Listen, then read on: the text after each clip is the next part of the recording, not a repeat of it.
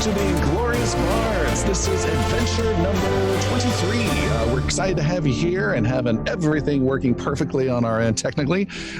We are coming to you live on twitch.tv/Inglorious Bards. Also available all our adventures on our YouTube channel, and you can catch us on all of your favorite podcast platforms. Before we get going on our adventure, let's get a recap of what happened last time from Jeremy. Okay, so the group still traveled through the black doors, under Mirskan, under the deeper ends of the pits, the lower ends of this crushed city catacombs, this old temple of Scoriel. When we crossed in the black doors, Xander detected that we were no longer in Mirskan anymore. We were in some other dimension, some other area. And it was a dark area, not just by light, but by general feeling and sound of everyone. There was a chain that crossed this great chasm, like three of these chains that used as bridges. And not until we got to the middle, did we find that these chains were actually hooked into that was hooked into them. And Silver tried his hardest to get a guy free, but that poor guy it didn't work out. He died on the way. We still ended up crossing it and making it over. And on the other side of the bridge, we found that we found a lot of things, but one of the things that we found was raiding. And there was a large battle that was with some undead creatures, some zombies, some shadow figures, and of course the raiding got away. We didn't get to defeat him. We defeated almost everybody else. We found the bone that apparently set things off, and we found writing in there and some maps that talked about the bone has awoken the king, and we did our best to get it back out of there. Xander did want to stop and try something magically a little bit, and did not work out so well as the fact that there were these giant smoke Goliaths that started literally lifting up ground and just throwing bridges at us. And Sir Brenros took the brunt of that. Thank you, Sir Brenros. And nearly killed Palik as well. She almost didn't make it out. But we all did. We made our way across. We crossed through the black doors into Mirskan, and the bone in our hands kind of withered away into dust. That was where we left off. So from there, let the adventure begin.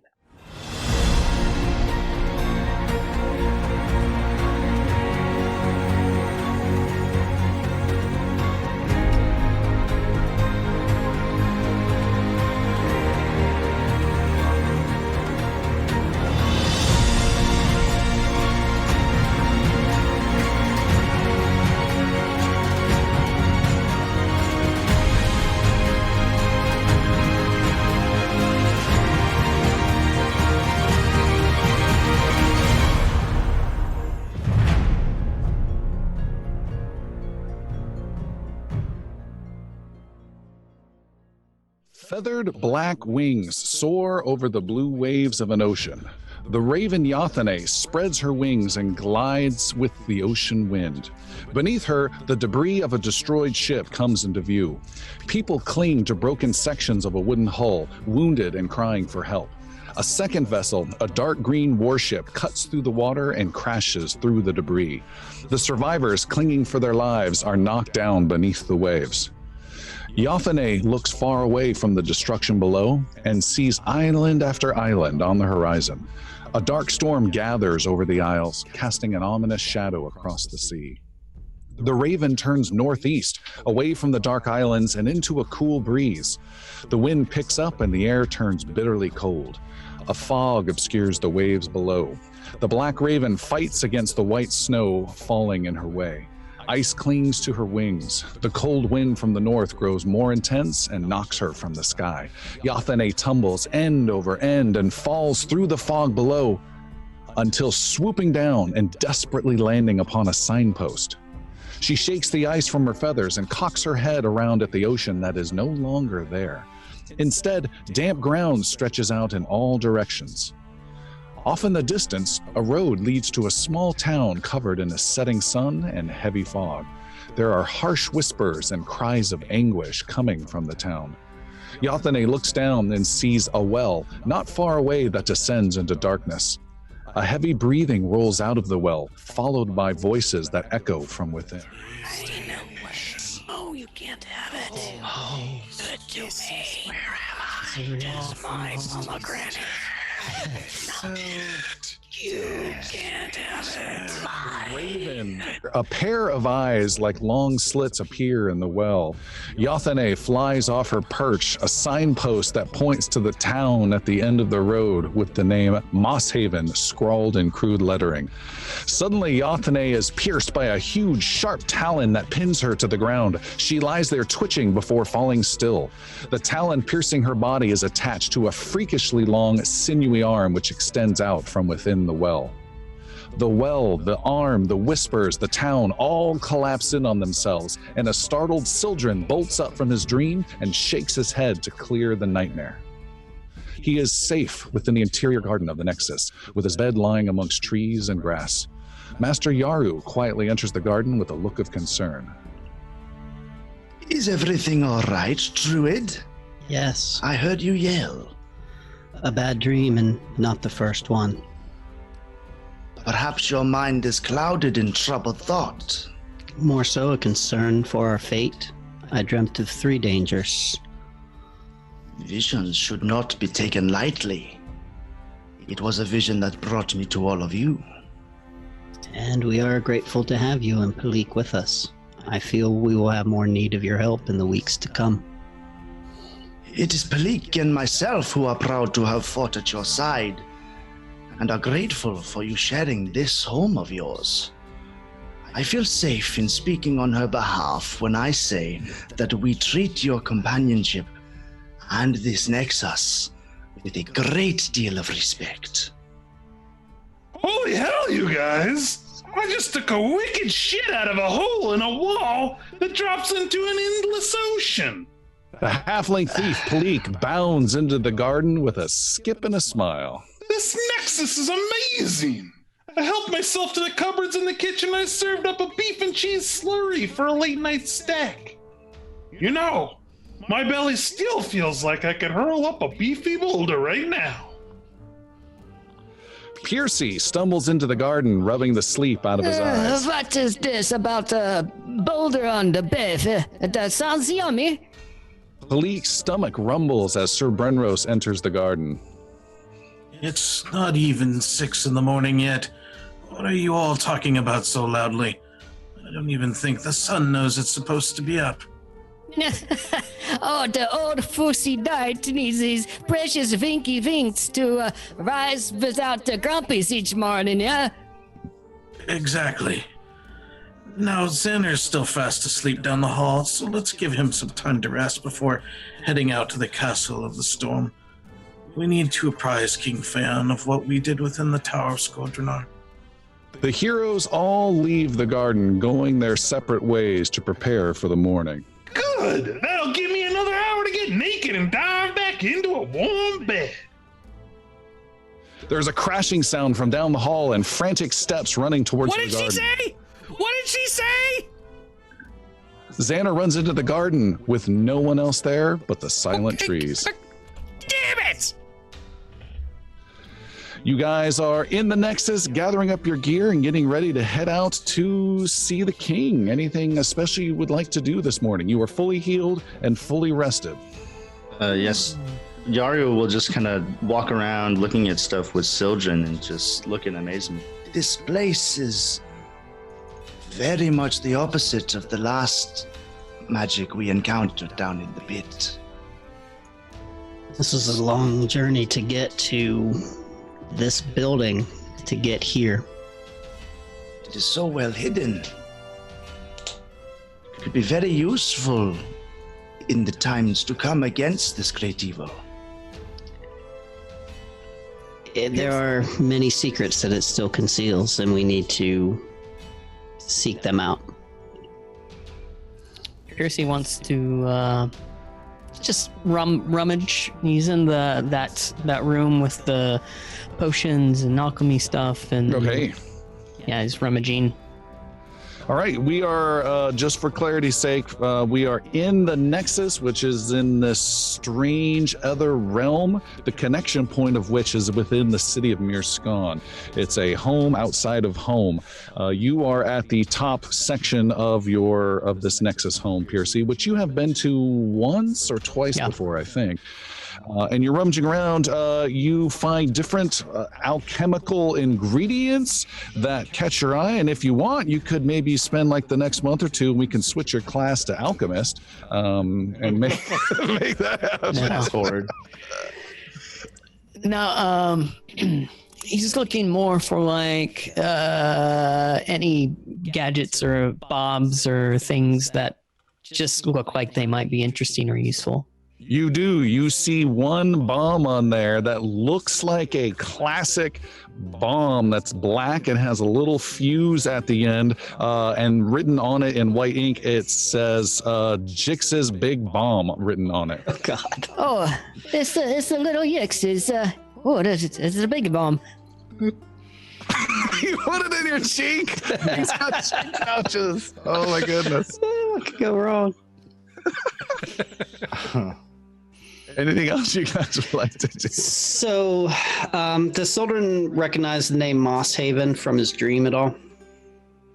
Make a society roll. I'm so not ready to make rolls. Okay, society. 21. Yes, it is a small town you've heard of in the Kingdom of Navarre, where you are at. Okay. Very good. That's what I needed to know. All right. You guys then head out, unless anyone wants to. Oh, yes, Xander. Yeah, so back to the mouth pouches. Reminded Xander that Piercy had a map in there earlier that he was really excited about getting back to the Nexus, because he wanted to see if that kind of correlates with the books that we have in the library up in the upper room. So Xander wants to go to Piercy and say, "Give me the thing!" What thing you talking about there? When we were down in the black door room, you had a map, right? The papers that came off of the desk, and there was a thing that had the lines with the dots. Oh, yes. This place. Yes, I have it. I need 1 minute to retrieve it. Okay. Don't look at me. It makes me nervous. I'm bashful. Piercy fishes out the map. All right. Yeah. The next time you roll a natural 20, nothing bad will happen in combat, but you'll swallow something in your mouth. No. It's the big bomb. All right. You reach deep in. You move past the bomb. You move past half of a partially eaten chicken pot pie, and then you pull out a map on a long piece of paper and hand. Is it pre-moistened that you hand to him? Is it kept dry? Well, I mean, it's. I think it's. It depends on the type of paper it was on, if it's waterproof or not. So. All right. He hands you a map that smells a little bit like Gouda cheese, and it's now in your possession, Xander. Thank you, I guess. So you see here is there's this the line in the middle, and then to the left is the water, I think, and to the right is some trails. And I don't want you to read it. I just wanted to look at it. Oh, Xander runs up to the what's it called? The thing that you stand in front of when you put the book down. Podium. Yeah, that one. Let's go to the podium. He goes to the podium and takes the map up there. All right. You go up to the podium, and you there is a book already on there, perhaps. Let's say not. Then you remove any book that's on there. You place down the scroll of the map, and the map is. I sent you guys a picture. but I don't have one available for our viewers, unfortunately, right off the top of my head. It is, looks like it's made of shadows, like ink of shadows that are just slightly off the page and wobble gently. And it's almost as though they're not real, but they are. And they mark the outline of the Kingdom of Navarre. And there is an X marked in the middle of the map, in the middle of Navarre. There is a X to the south where the Kingdom of Fave would be. There is a circle section where the city of Mirskan would be, and then there's a straight line that goes all the way out to the Thousand Islands where there's another circular type mark. Okay. This definitely means something. Also, it's a little unnerving that someone else, I'm gonna guess Rainith, who can draw in shadows, knows these places. Do you guys think, hey, you guys! What? Yes, I hear. Do you think that this spot right here, where it shows the line and the circle over in the big islands and 1,000 Isles, do you think that's where we are? Do you think that's the Nexus? Yeah, for sure, Xander. I knew it. Figured it out. But what are the two X's? So yeah, that's a great question. I will tell you. It's Tabernary to the north, and I think it's Sarweed to the south. That's a great guess, Piercy, but you're probably wrong, and I'll tell you why. Oh. Because there's no reason that. Wait a minute. Wait. What if this actually isn't Nexus portals? What if this is actually Towers of Squadronar? That's not a bad idea. You might have something. Here's a How cookie. is something? And what do we have? I don't know, but my first thought was that this was like a map of the gates of the different places that the books can go. Remember the books? They can go to different places. I thought this might have known where those were, but now Piercy has me thinking it could be the other things. It could be the towers. Yes, and the books are a wonderful tool for taking you to places of imagination and escapism. Yes, that's right. You don't know anything. Butterflies in the sky. Good. I can teleport twice as high. You don't believe me at all, do you? I'll tell you, I got the magic of this thing. I'm the keeper of the Nexus key. Look at this. Xander will go over to the bookshelf and he will grab the Just grabs a random book, flips it, you read it, men are from Mars, women are from Venus. Which 50 Shades of Grey.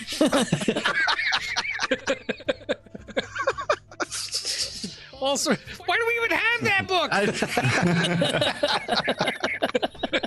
And why the scratch and sniff version? Yes.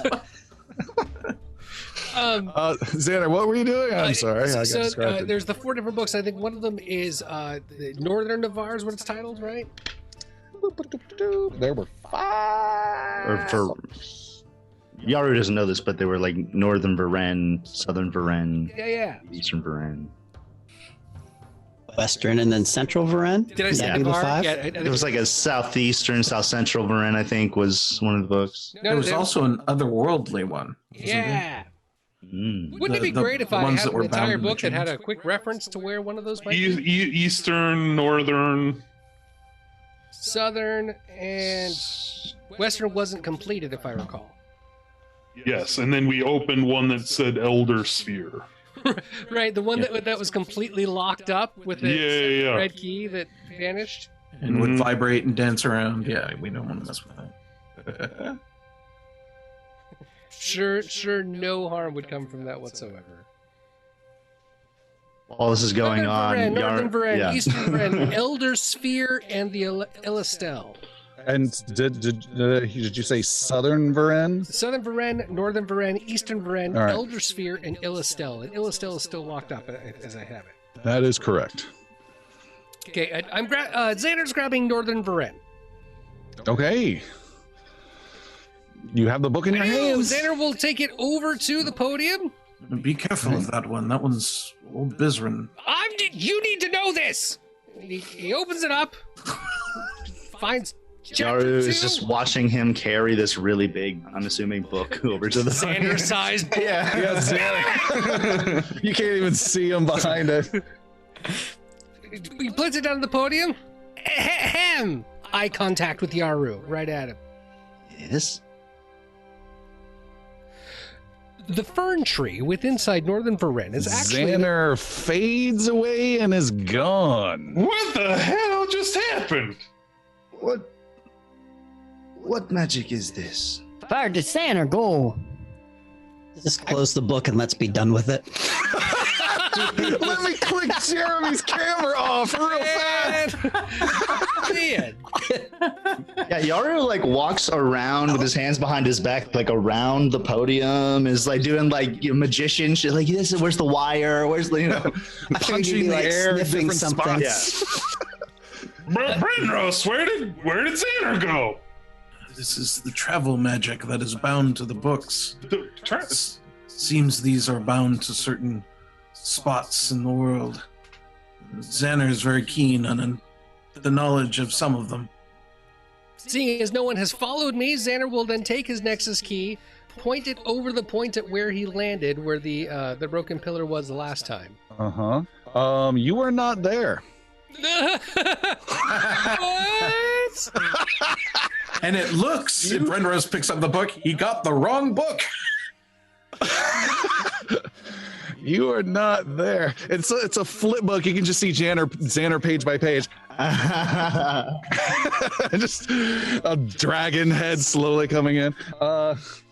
No, Xander, you are inside a stone storeroom beneath the ground.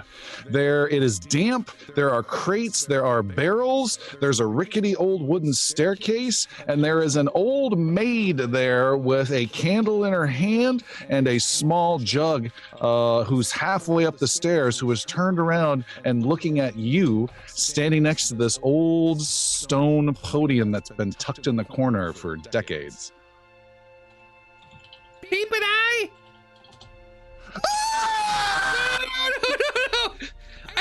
No. She drops the candle, she drops the jug, it splatters, it's a little alcoholic, and there's a bit of a fire now on the wooden stairs, and she runs up the door and goes screaming out into the rest of the place. Xander casts Ray of Frost on the fire to at least put that out. All right. And save the day, as it were, and not let the whole place ignite, because I imagine there might be other jugs around. I haven't looked yet. You put the fire out, the jugs are safe.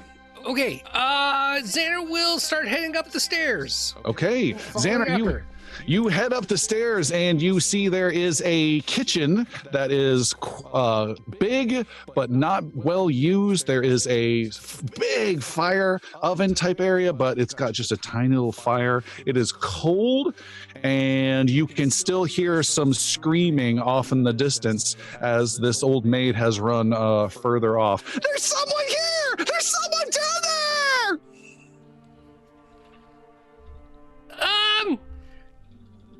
What else do I see looking around? Does it look like it's a shop? Does it look like it's a house? It looks like the kitchen to a big house for sure. Okay. It's a little dark out. You can see there is a window and some doors that head out of the place, and then some more doors that head into the interior of the place. And then you hear off in the distance a male voice going, "Guards! Guards! To the kitchen!" Look, all right, hang on. Xander's gonna go back down into the cellar, find the corner, and try to put the wand over where the pillar that I was standing next to was. The wand over the pillar. Okay, so hang on a second. I have a Nexus key. And Yes. it's a long like wiry thing. It kind of looks like a wand. In my hand, it's a little bit longer still. Okay. But I'm gonna take my Nexus key out, and I'm gonna point it over the pillar, the way I tried the last time I tried to get back. All right, and Xander, the world of the stone storeroom disappears around you, and you arrive back in the Nexus next to the book podium right as Master Yaru accidentally pokes you in the eye with a cat-like paw. Ow! What? Where did you go? Is this invisibility magic? Don't judge invisibility magic. It's very effective. And no, that's not where I went this time. I went to a completely different place this time. I was in a far away land, I think, and it was a cellar, and there was jugs and wine, and there were guards, and it was a grand adventure.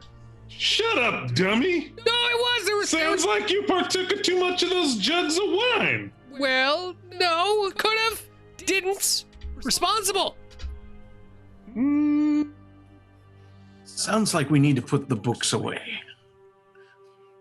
Okay, I'm just saying that the whole reason we did this, Yaru, Bread Rose, was because I wanted to show you the map. And I think this map might be important, and it might have these Nexus points listed in here that we can get access to with the books. But you don't know where you just went. That's the point of the map. You said the map was for Scourgenar. Does the map look any different now that Xander has left and returned? It looks no different whatsoever. You do see, however, Sir Brenrose hand a kindergarten book to Xander that just says "My Safe Place," and it's lots of colors. It's 4 pages, a lot of felt on them and stuff like that. What were those kids' book highlights or something like that? It's just a book that says good touch, bad touch. Oh. Thank you. I forgot about this one. One of my favorites. I'm gonna leave the map here. I think this is important. We need to study this later. Xander would like to detect magic on the map to determine how that shadow ink is there, what type of magic that is. Okay, make a arcane roll, please. All right. 28. 28, you just know that it is enchantment magic, and with a little bit of effort, you could easily disenchant it and obliterate all the shadowy writing from it. But it is done. The 28, you do not know how it is done. All right, good to know. So it is magical in nature. It is an enchantment on there, and if we have time, if anyone else is going to take their time, I think Xander would like to make a copy of the map, like on with a standard quill, and write it down, Okay. just in case. All right, you make your own map on a piece of paper. Done. And Percy puts it. And you stick both of Oh, let's do it now. Coughing up the missing books. Brenros would like to have a side focus that he's working on, which is to establish some sort of simple shrine up in the Nexus Okay. for him and his goddess. Yes, you could do, there are extra rooms, so you could take over one of the extra bedrooms.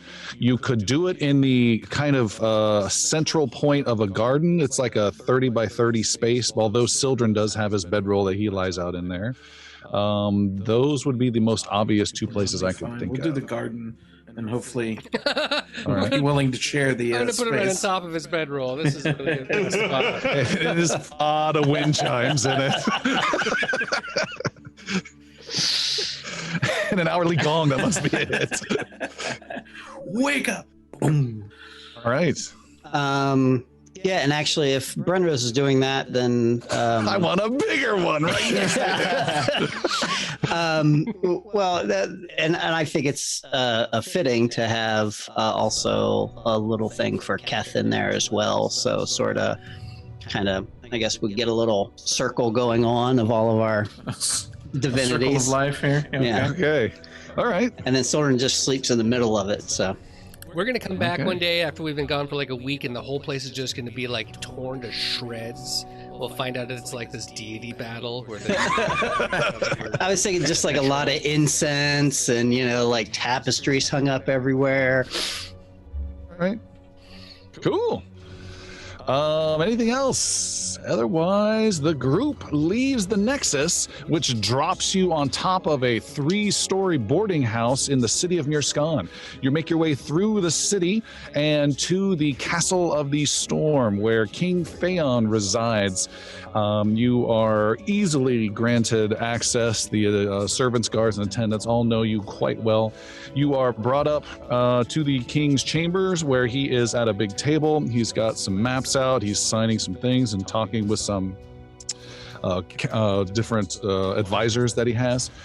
You recognize maybe even one senator, and he sees you coming and tells his other people, let's continue this in just a moment. My friends, the defenders of the realm, it is good to see you again. Oh, it's good to see you too, there, King. Good King Phaon. It has been too long. Has it? How long has it been? Yaru will kind of step forward. He's never met the king before, and he'll. It is a great honor to be in your presence today. He says, I haven't had the pleasure. I am Yaru, Master of the Three Winds. This is my associate Palik. Hi, King. Your Honor. What do I call you? He's like, oh, Palik. Oh,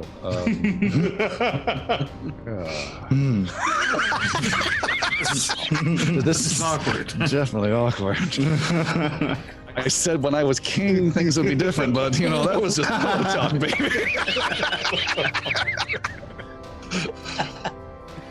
He says, the pleasure's all mine. Any friend of our defenders is certainly a friend of the kings and the kingdoms.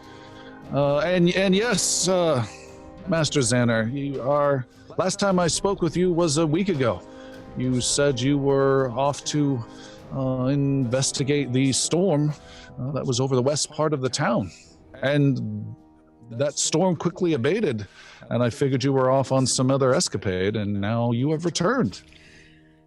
Well, usually abating is a quick process. Good to know. I will tell you, Great King, that the storm, though it may have ceased this time, we fear may be coming back again. We have some grave news about what we encountered while we were down in the pits. What is this grave news? There was a creature, one that we've encountered twice now, by the name of Rainith. He's a shadow creature, and we believe that he is trying to bring back Scourdranar, who is an ancient evil, it appears, and they took with them some sort of bone of an old king through these dark doors and into another portal, we feel. Much like a portal that you've been in before, Your Highness. Winky eye, yeah, you get it? And so now we're concerned that he's going to continue to try to do more things in other temples, and we feel like we need to go find out exactly what's happening. We should pursue him as soon as possible. Right? That's right? We're doing that? The young one speaks truly. This dark shadow must be stopped. And how is it that you stopped the storm over the city? That was you, yes? Well, I hope so. What we did was, in short, we spoke with the ghost. He told us exactly the steps that we needed to take as long as we were noble heroes, find the bone and bring it back through the doorway. When we grabbed the bone from the bad guys and brought it back over, it disintegrated, so we don't have it anymore. It's gone. But that's, we think, when the storm ended, because there was no more smoke magic that happened because the bone was not in there anymore. You had to be there. Sir Brenrose, perhaps you can illuminate me on some of this. He pats Xander on the head warmly. seems, good king, that an ancient evil, as he mentioned, is trying to return. A number of minions and other sub-creatures are trying to bring this much larger evil back to Varen. This one particular place, this Tower of Scourgeonar, in the middle of the town here, was one such place to begin a summoning, if I'm understanding it correctly. I'm not all too familiar with all the occultisms involved, but it seemed to start an awakening, I believe was the words that were used, and briefly interrupted at this time. However, it does bring up greater urgency for finding other towers just like it throughout Varen. It was important that we reached out to you and kept you updated. The danger is not over, and the evil is coming. That is news I will take definitely to heart. How can I assist you? And also, how did you come across your new friends? As fate would have it, in most dire need, they seem to come out of the very shadows of the tower there. We were in trouble. We were trying to descend into this and investigate the tower, and they came to our aid. It was most fortunate. In my monastery, we teach of the great evil, and we meditate and train to one day hope to defend it. I took it upon myself to journey far across the land to find this great evil source. In that journey, I found Palik, who ended up saving my own life. And there she introduced me to these new friends. Together we have become a force to be reckoned with. Even dark shadows run from us. That's right. It's true. We did make him run a lot. He dove into a giant pool of hands that kind of sucked him all up, but we couldn't find him after that. But we did it. There are many great and mysterious magics that seem to be going on. Some that trouble even one as experienced as Zener here. I do worry, but we have quite a few talented heroes among us. He says, then let us speak of this and something else more that's been on my mind since you've been away. And as he says that, that still just rings odd, Xander. You've only been gone less than 24 hours. The party was just last night, whereas he's claiming it's longer than that. The king then says to especially the new folks, well, then I owe a debt of gratitude to the two of you, Yaru and Palik, and as I have helped the other defenders of the realm, I feel indebted to you as well. We were quite concerned about that magical storm, as were several other wizards within the city, and I'm glad you were able to help. And he motions for an attendant to come over. And the attendant brings over a wooden box. Within that wooden box, he opens up, and there are 3 gray shards. Some of you, maybe in this group, have seen something like this before. No, maybe all of those people are gone. And so, I can't remember. The only 3 people. Yeah. But he says, these are the king's shards that I have given to the defenders in the past, and I would like to give unto you. And he reaches into the small velvety case and pulls one out and hands it to you, Palik, and says, if you place this upon your weapon, it will grant you great strength in battle to protect our kingdom. Thank you so much, King, Your Highness, Your Honor. Haven't cleared that up yet. Also, are we the defenders of the realm now too? He looks at you all. Soldern's in the background. Dick. They have proven themselves more than worthy of the name if they choose to wear that mantle. If you wear the mantle, subscription you will fee. also be a champion of King Phaon, the Great Wolf. Of course. And for you, Yaru, and he takes one off and says, you do not have a weapon. These are as good as any weapon to me. He says, perhaps your protective wraps around your hand might be able to take such a gift from a king. And he hands you a stone and then looks at you, says, well, you do have two hands, and he gives you the other stone as well. Oh shit! Wow. Whoa. Nice. Okay. King. Yaru will bow his most humble bow, and back away close to Sojourn and just On a scale of 1 to 10, is it It's okay. Soldern hasn't got one of those yet, but that's okay. It's What's that, Round Jeremy? two, and Soldern still doesn't get one, but you get 2. It's cool. It's a strange. Malik's looking at both her sword and her dagger, like, What the? You should have shown him both weapons. Yaro's in the corner, clutching them, bunny kicking at them. Yeah, I'm just like, Palik, what weapon are you putting them in, or putting it in? oh man, the rapier.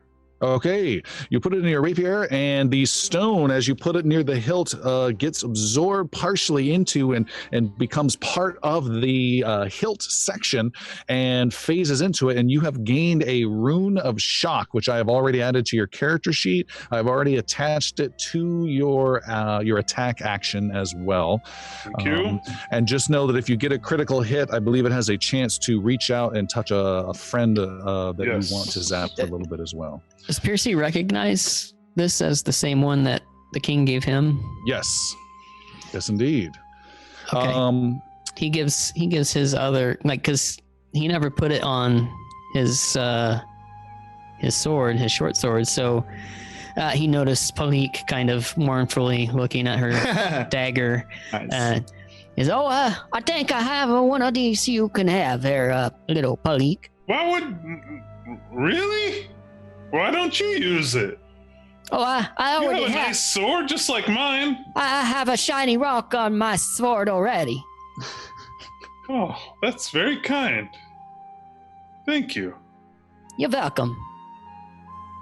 And you attach it, and now you've got Yeah. one in each of your weapons. Nice. See if you can augment that on your character sheet. If not, I can do it later. Okay. Yaru, how does this work with your hand wraps? Yaru is like Brenros mentioned, he is in the corner, but he is in his lotus pose, just trying to meditate as hard as he can. You guys kind of see the bindi on his forehead start to glow. It's yellow glow. You feel like you can see something inside of it moving almost, like it's a very lifelike thing.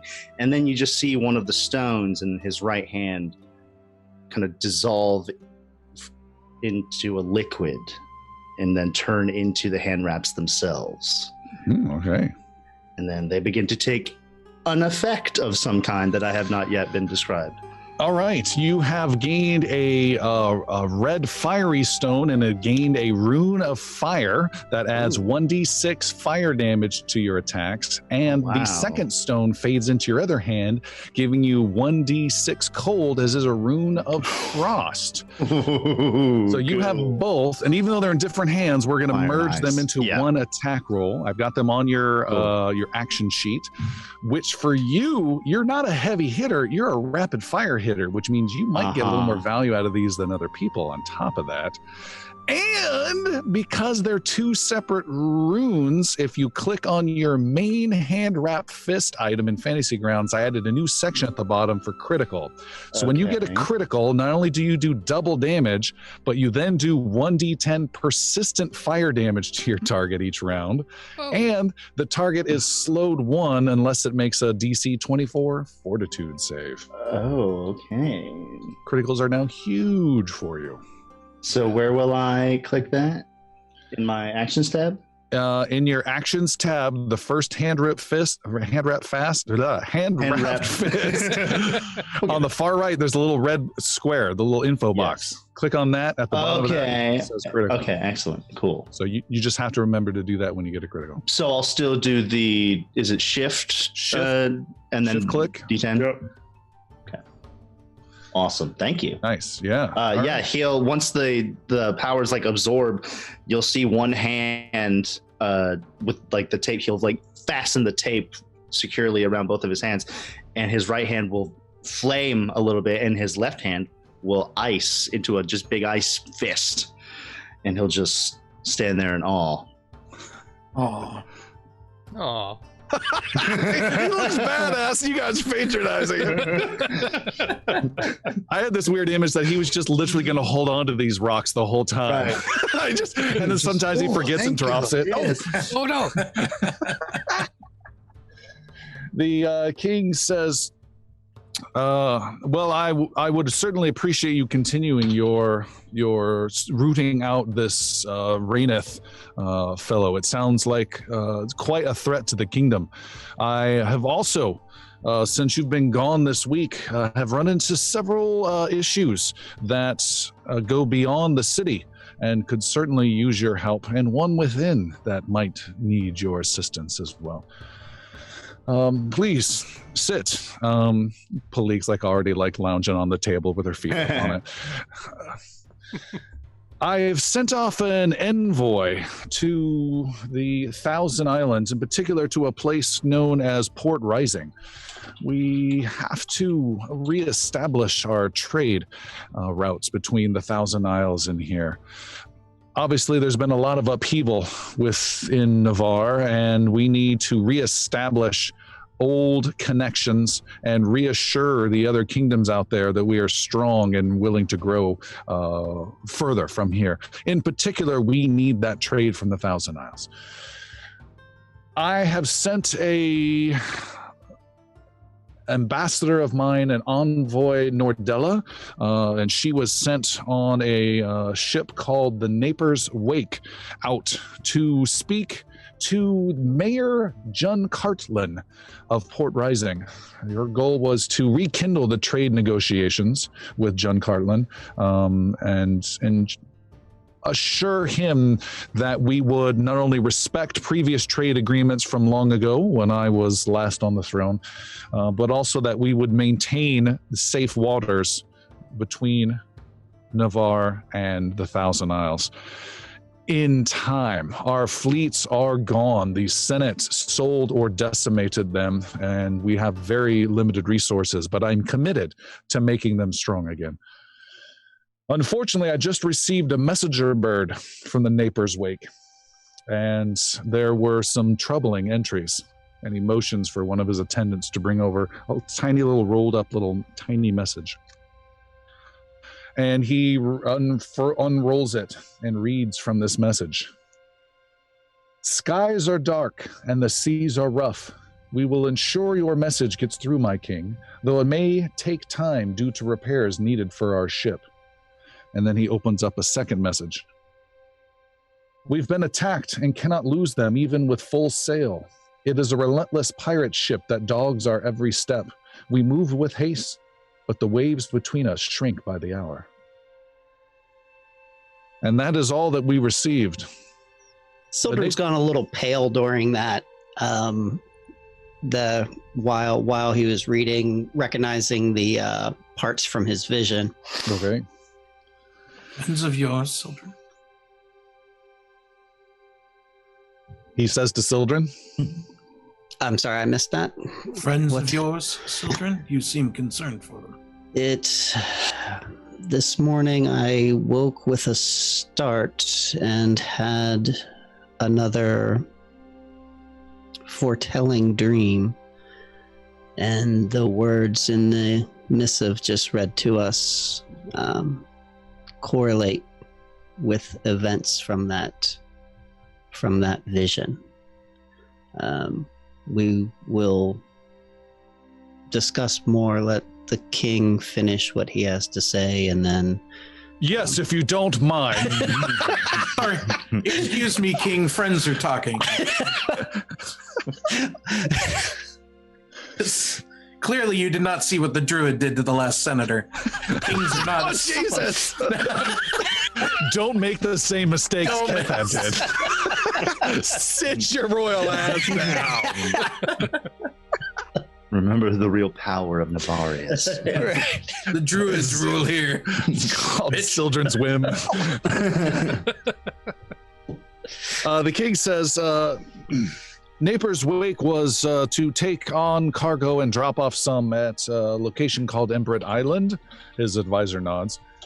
Before heading to Port Rising. I know you have much to do, and I still have more to ask of you.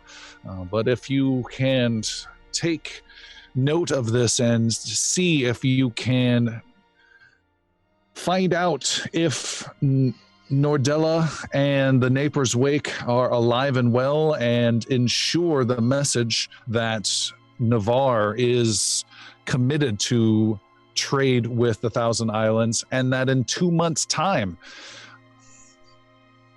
promising to the mayor of Port Rising that we will have multiple ships out on patrol to keep the ocean safe.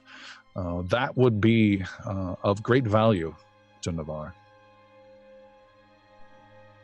So, if I just want to make sure I clarify, you want us to be envoys to the Thousand Isles to let them know that you're going to get them ships in 2 months? The attendant who's been helping a lot comes over to you, Xander, and hands you an oversized sash with the emblem of Mirskan on it. Oversized. I'm gonna be the envoy for the King of Navarre? It might fit someone else better, little. Xander of Edlindholm, defender of the realm, champion of King of Navarre, and envoy to the king. He's going to be insufferable now. His LinkedIn profile's just getting really deep now. Xander, that sash is real big for you. Thank you. You want me to fix it? I can give me a few minutes and I can take it in. Your frame's a little slight. I can make it look a little better. It's really weighing him down too. His head just got so big. I mean, okay, sure. And the king says, yes, I would give you official documentation that you would speak on my behalf. I have no qualms with that. He says, looking at Sir Brenros.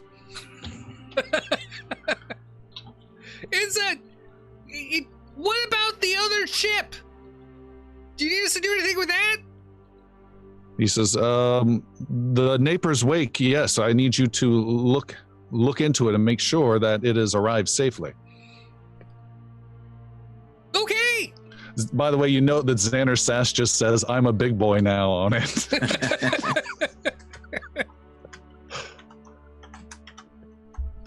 It's a sash. You guys, it's a sash. Redress, do you remember when we looked at getting sashes and those fancy hats? That was good times. Still have those sashes. I think we do, right? I certainly do. I would not want to be disrespectful to the people in the Sarvid area.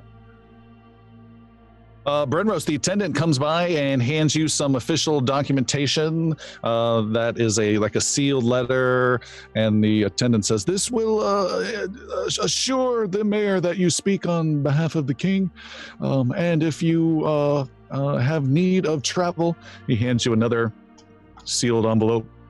we have one last vessel available for us at here at port at Mirskon that is at your disposal. It is called the Tainted Waters, helmed by one Captain Collard. A ship. King Theon. The ship that is presuming my companions choose to partake in this adventure, which I assume they will. I have not yet discussed what I had seen in my vision, but there is a town to the north, Moss Haven, which I feel we must soon visit and may be a priority for us. Can we authorize the Tainted Waters to take us there before going to the Thousand Isles? There's, I believe, Raineth's next target or some other evil coming from that locale. The ship is paid for and indebted to your king's service, so do with it as you see fit. And at that, Soldern will turn to his friends. I believe you will all choose to join. And now the second bit of information I wanted to share. Yes, let's have that. Out with it, King. If you don't mind, I take the floor, Druid. I have received a Sildren's on his throne, just like, yeah, go ahead. You got five. Got places to be, people. Come on. Agrees to hug. He says, I've received communication within the last week from a emissary from the Kingdom of Iveron up north. A message from Duke Sieves from the Snowfell clan has sent word that several of their bravest warriors have been abandoning their duties in a very odd way, as best he would describe it. Most dishonorable, which is not normally their way. Simply abandoning their duties and walking away, so he says. They fear some dark magic is afoot and requested outside assistance for fear of, I'm guessing, appearing weak in the eyes of the other clans up north. Was quite astounded. They are very stubborn and proud people. For someone to come and ask for help like this, it must be a very challenging situation. And again, I think it would behoove the Kingdom of Nabar and her greatest defenders to pay a visit and help connect those relationships as well. We need all the allies Navar can get. Could you repeat the names of where the... No, I am the king! What did you need, Xander? I will check my database. The Duke's name and the name of the place that they're from again? Duke Sieves, for those with cotton in your ears, who runs the Snowfell clan. Yeah, his database is just his assistant with a giant notebook like Xander. Just, okay, Just scrolls and scrolls. From the Snowfall clan. Thank you! Where's this Duke at? Your Honor? Your Highness? King would suit well, please. Well, I've asked a couple times, okay. He looks at Sir Brenrose. You have nothing but honor for me. Good king, fan. Brenner's just gives it a thumbs up. Working! Yeah! Who shall I execute first? Go! Well, what was the question? Where's this Duke Sieves at? You told us his clan, but where can we find him if we're looking for him? Iveron. Iveron's a big place. That's where he is. The attendant, his advisor, says, the Snowfell clan is located in the eastern section of Iveron, just on the edges of the Ockern Woods. Oh, okay. Thank you. And then the attendant says, and that matter within the city? The king says, oh, yes. We just recently, yesterday, had word from the captain of the town guard, one gentleman you might know as the name of Ignal Heavybringer, has found a problem within the Church of Selene. There appears to be some sort of disruption that he is concerned about. He has posted several guards and said the likes of his fellow defenders would best be suited to addressing this issue. He did not go into further details other than it was at the church compound itself. Iggy asked for us directly? Indeed. Well, we gotta do that! Xander said, turning to Sildren. Zelda nods. Yeah.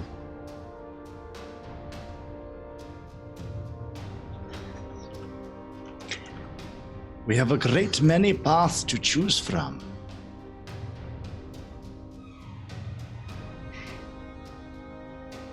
What are we gonna do? Well, we're already here. I mean, let's go to the church is not that far. It's just down the way. And as soon as we're done here, we can go straight there and see if Iggy could use our help. Piercy sneezes.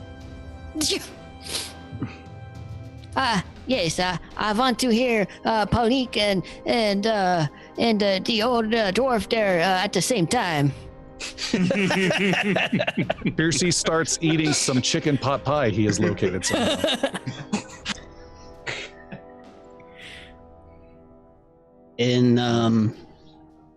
It seems to me what would make sense is to help our friend here in Mirskan and then take the ship to Moss Haven, then to the Thousand Isles, and then to Iveron to deal with these troubles. Yeah, I'm sure it'll work out exactly like that. Good start to the plan. Before we go, King, I have a question for you. How long was the storm over Mirskan? I believe that was just a night or two. Okay, so it wasn't very long. No. Even a night or two is longer than it took us to deal with it. Yes, which was originally my concern. See, for us, Great King, we saw you yesterday. That was the celebration and the welcoming you back in. Perhaps you had too much to drink at that party a week ago. He does that. I do that. That's true. I do that. That's possible. It seems like my memory was much shorter than the amount of time that you said we've spent. Xander, we have a saying for these things upon my mountain. It is always dark before the sun comes up. That's a saying, all right. Pretty common. We have other sayings too. I enjoy pudding. He just walks away like he just dropped a microphone. Nodding, yeah. Back to my gloves. Danner's lost in reflection. Gonna have to think on that for a while. I'm Make a willpower saving roll, Xander, or you gain the confused condition. I automatically fail. Languages at all. It's not often you crack me up, Alistair, but I appreciate it. oh man. I don't know what's more meta, that burn or the Seth joke just now. Okay, so thank you. I guess that's what I had to ask. Of course, and we are, as always, the kingdom is in your debt. Sir Brenros, I hope you keep an eye on these brave heroes and are successful in your quest. Keep me informed as best you can through whatever messages you can send back our way. And yes, messages. Everyone's interrupting the king. I think we should send a message to Iberon and to the chips because we cannot help them right at this moment, but we will get there. he looks at his advisor, and the advisor shakes his head. We do not have that capability. We are restoring what we can with messages and magic communication, but it takes time. Oh. Speaking of which, King Phaon, even if it's a mundane messenger who sends it, are you able to send something to Azimir for me? To a contact that I have there? He motions to his advisor, who whips out a blank scroll and a quill and is ready to go. All right. We have again faced and temporarily defeated Raineth in the pits of Mirskan. The crystal relic is lost to us, though it was not utilized. We must be off to Moss Haven, where more evil awaits us, then to the Thousand Isles, and further to Iveron to deal with issues amongst the Snowfell clan. Any message may be sent to, this is the Storm Castle, is that what this is? Castle of the Storm. To the Castle of the Storm, and will be received and delivered to us. Sildren of the Seventh Conclave. And that is to be addressed and opened only by Callian Varro. All right. Iveron. What was the next part? It's already sealed. Very quick and direct. All right. That message is noted. He added a few extra emojis for flair, and he scrolls that up, and we'll have it delivered. Thank you. All right. Anything else? Then farewell, defenders. Thank you. Your king. The king? Is it just king? King Theon? And may Celine watch over you all. And Celine watch over you, good king. And, Thank you, Your Highness. he motions for some people to help you out the door quickly. Some of you more than others. That little one's so loud. You guys leave the big castle. The last time you're at the castle, you had a big celebration for the king's arrival. The time before that, you came out underneath it, about to lay siege to the Senate, and it's strange to just be casually walking out the doors now. You are in the city of Mirskan once again, although you have tried to leave it many, many times. Here you are once again in Mirskan. What would you like to do? Zener, you had mentioned of the map that was located in the Thousand Isles. Is that right? Yes, the shadow map that we had, there was a line that went directly to a circle spot in the Thousand Isles. Would that not, if we can travel there using the Nexus books, would we not be able to travel there much faster than any ship we could procure? It's possible. I don't exactly know how to navigate the books yet. Like I said, the last time I tried doing it, I ended up in a basement. But I could certainly take a look through and see if there might be a spot that we can find of the Thousand Isles that might get us to land somewhere. I would trust your mind to such a thing. It's just something that occurred to me, and if it could help, I thought it should be something said.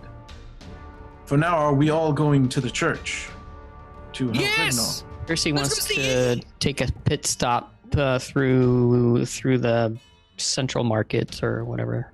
Okay. there I thought is. you were going to say the Warrens. I was like, All right. sitting down there. You guys make a quick detour out of your way to head towards a local market. Anything in particular you're looking for, Piercy? Nope. All right. He's just antiquing for a little bit What? as you guys go. Why? Sneaky little I'm rodent. declaring him the Cylon. You're venting him out the airlock. I'm going to vent him. The only way to be sure. If we're here, we just happen to be meandering. I'll just if there's an armsmith or some such, I am always in the mood for trying to find some bettering of my my existing armor. I know Okay. that is a difficult proposition, so. All right, you keep your eyes open. You do not this time see such a thing. Your group, however, continues on out of the market and arrive in the more religious part of town at the Church of Solene. This church has seen quite a bit of action over the last month in particular, and it is no different today either. You see the big, glorious church, which has always been under renovations and adding more facades and more gorgeous windows. All of that is messed up now, and you can see there is a huge globe of golden energy that is almost completely sticking out of the church itself, going through the walls. It's like a globe that is passed through the walls, sticking out in some sides all around. There are maybe 40 or 50 people that would normally just be walking past the church. They're all just kind of far away, but just watching it in awe. It looks very bizarre. You can see surrounding the church are about a dozen priests spread out in an equal circle all the way around, and they are just on their knees and doing some strange chanting. It all seems stable but extremely bizarre, and you can also see there are two guards, city guards, that are standing closest to the sphere than anyone else. Well, that's new. Would Brenros recognize this as any kind of lore in his religion? Make a religion roll that's pretty darn high. Religion roll, that's pretty darn high. Oh, excuse me, I will do that. As a 19, considering this is religious based, I'm going to spend hero point here. Oh, wow. Hero point on Re-rolling. knowledge. You rolled a 5 plus 14, and now it is a very quickly rolled 5 plus 14. Oh my gosh. The gods are with you. The gods are with me. You have no idea what this could possibly be. I have no idea what this could possibly be. Piercy, as we're walking up towards the entrance, he takes off his hat and does a salute / flourish / sign of the cross, like just not really knowing what to do, but feeling like he needs to do something. Covering all your bases. Yeah. There are two guards standing by, and they kind of get in your way. They see you do this strange flourish. They look confused. One of them says, "He's getting panache, watch out!" The other, After the you. other, the other has his big pole arm and his tall helmet and his armor on, and he says, "Hey, stop right there! No one's allowed any closer." Where is your captain?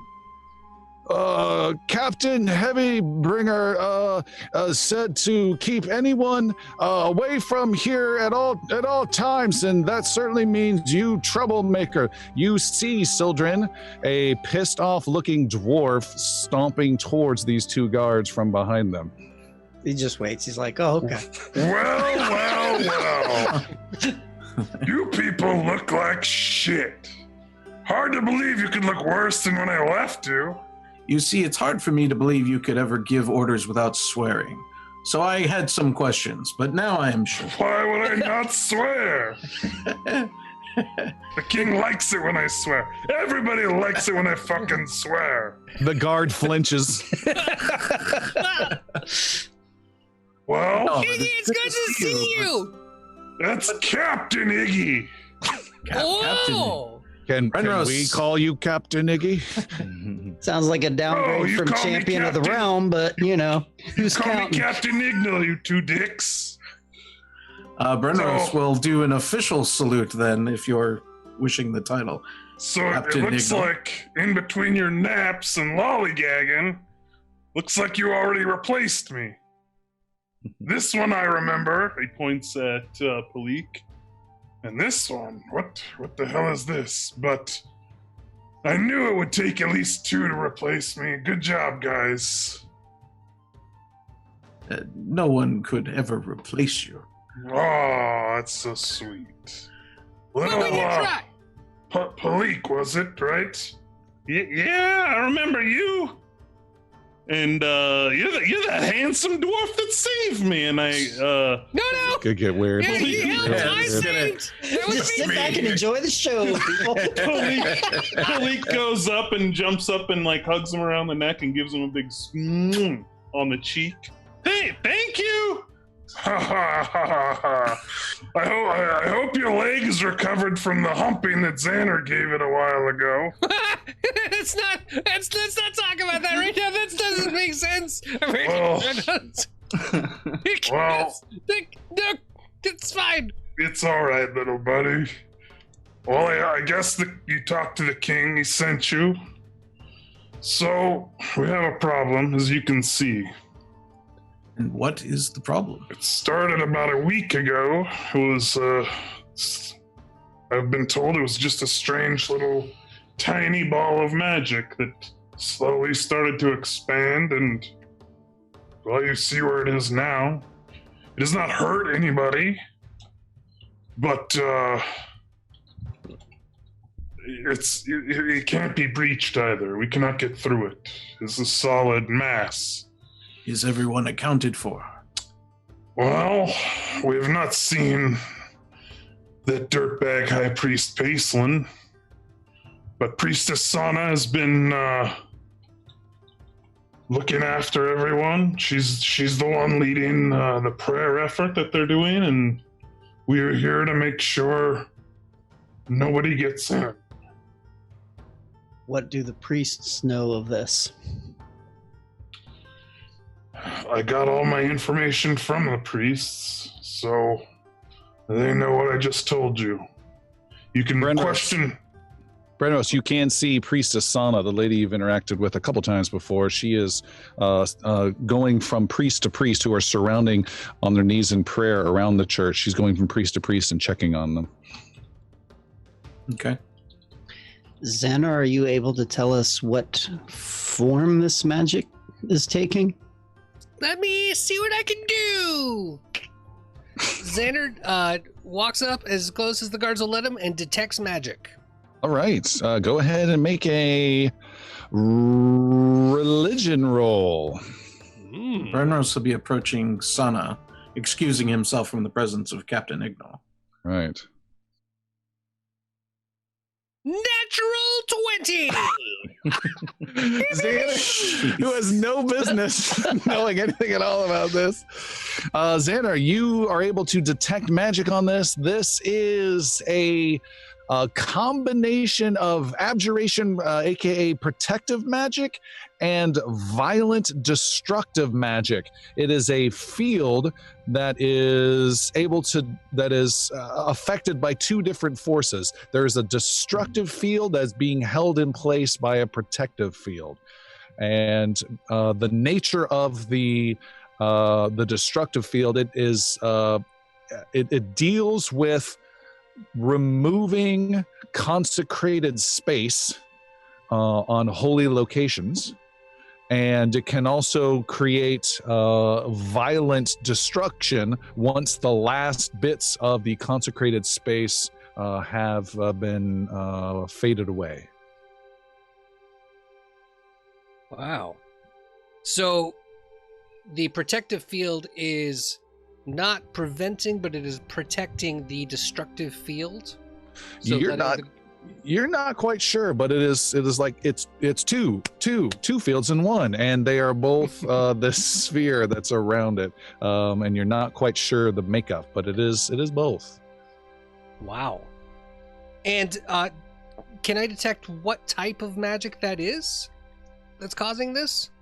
Yeah, it's abjuration for the protection side, and then it is evocation for violence and an attack on the destructive side. Thank you. You said that. I appreciate it. Brenros, you were over by Priestess Sana. She sees you coming and stops her rounds and walks over and speaks quietly next to the priest not too far away, who's just quietly in prayer.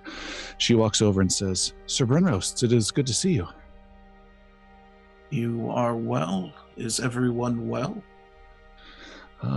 Everyone is as well as can be. You can see we have quite a situation here. I'm not quite sure what to make of this. We were involved with some morning prayers several days ago, and all of a sudden there was a terrible cracking sound and a terrible tearing sound, and all of a sudden there was a dark sphere of energy that was growing from the upper floor of the church itself. We quickly scrambled out of the way and tried to stop this expanding sphere, and what you see here is our efforts to contain it. And what of the elder priest? High Priest Pacelin, I have no idea. He has not been spotted for several days. I do have several members of the parish who are searching for him now throughout the city. Throughout the city? He's not in the tower? In the church? There's no one within the church. That would be a terrible fate. Gotta find out what's going on here. This field, this magic that you've erected to prevent whatever is growing inside of it. Can it be maintained? How long can it be maintained for? She looks confused. Not confused, she looks uncertain. I would say another day or two before we start to lose our grasp and it continues to expand. I do not know the extent of its expansion. And has the call of Selene been felt here? Say that again? Has the call of Selene been felt here? Is this Selene's doing or her battling against other forces? I have only her power flowing through us to protect us with our barrier that we have erected.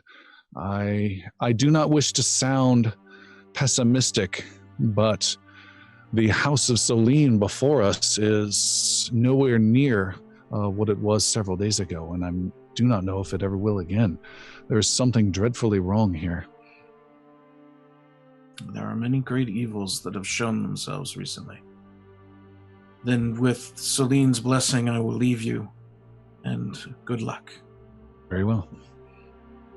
And returning to my group and talking This with part them. right here, this is the destructive part. That is an actual evocation for it. But this part here, that's an abjuration that's keeping everything protected. Does that make sense now?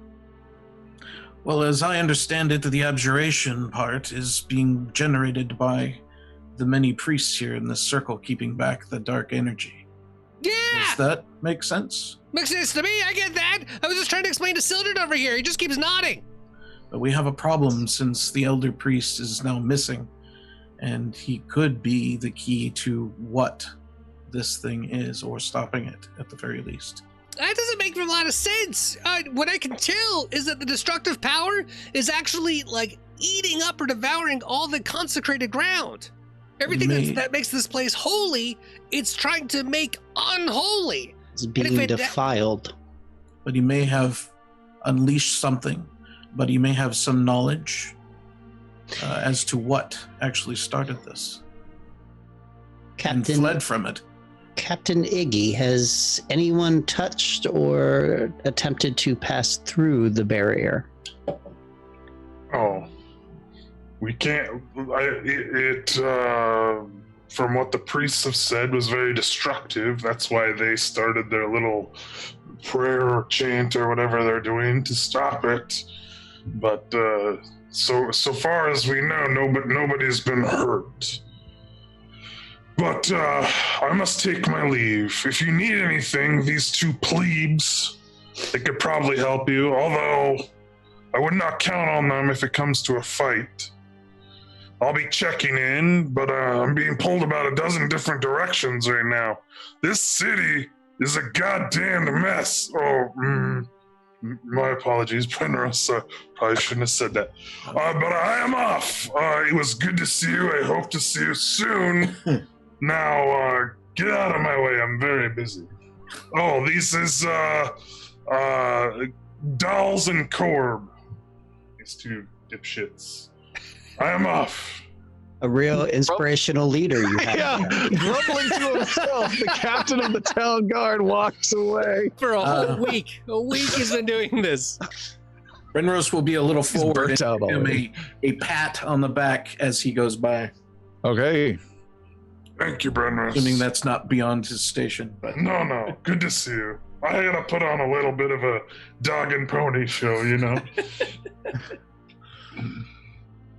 and Do you think there might be a possibility, and Sir Brendan, you can talk to the priestess over there, if maybe they can create an opening in their magic? Maybe we could see if we can get in to the...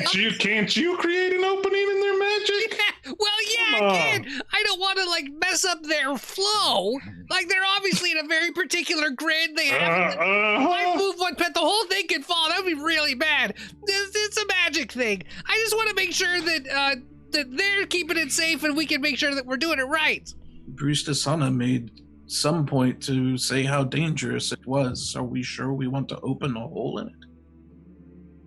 Well, I would suggest we do seek out the high priest first, if that his disappearance coinciding with this is not coincidence, I am sure.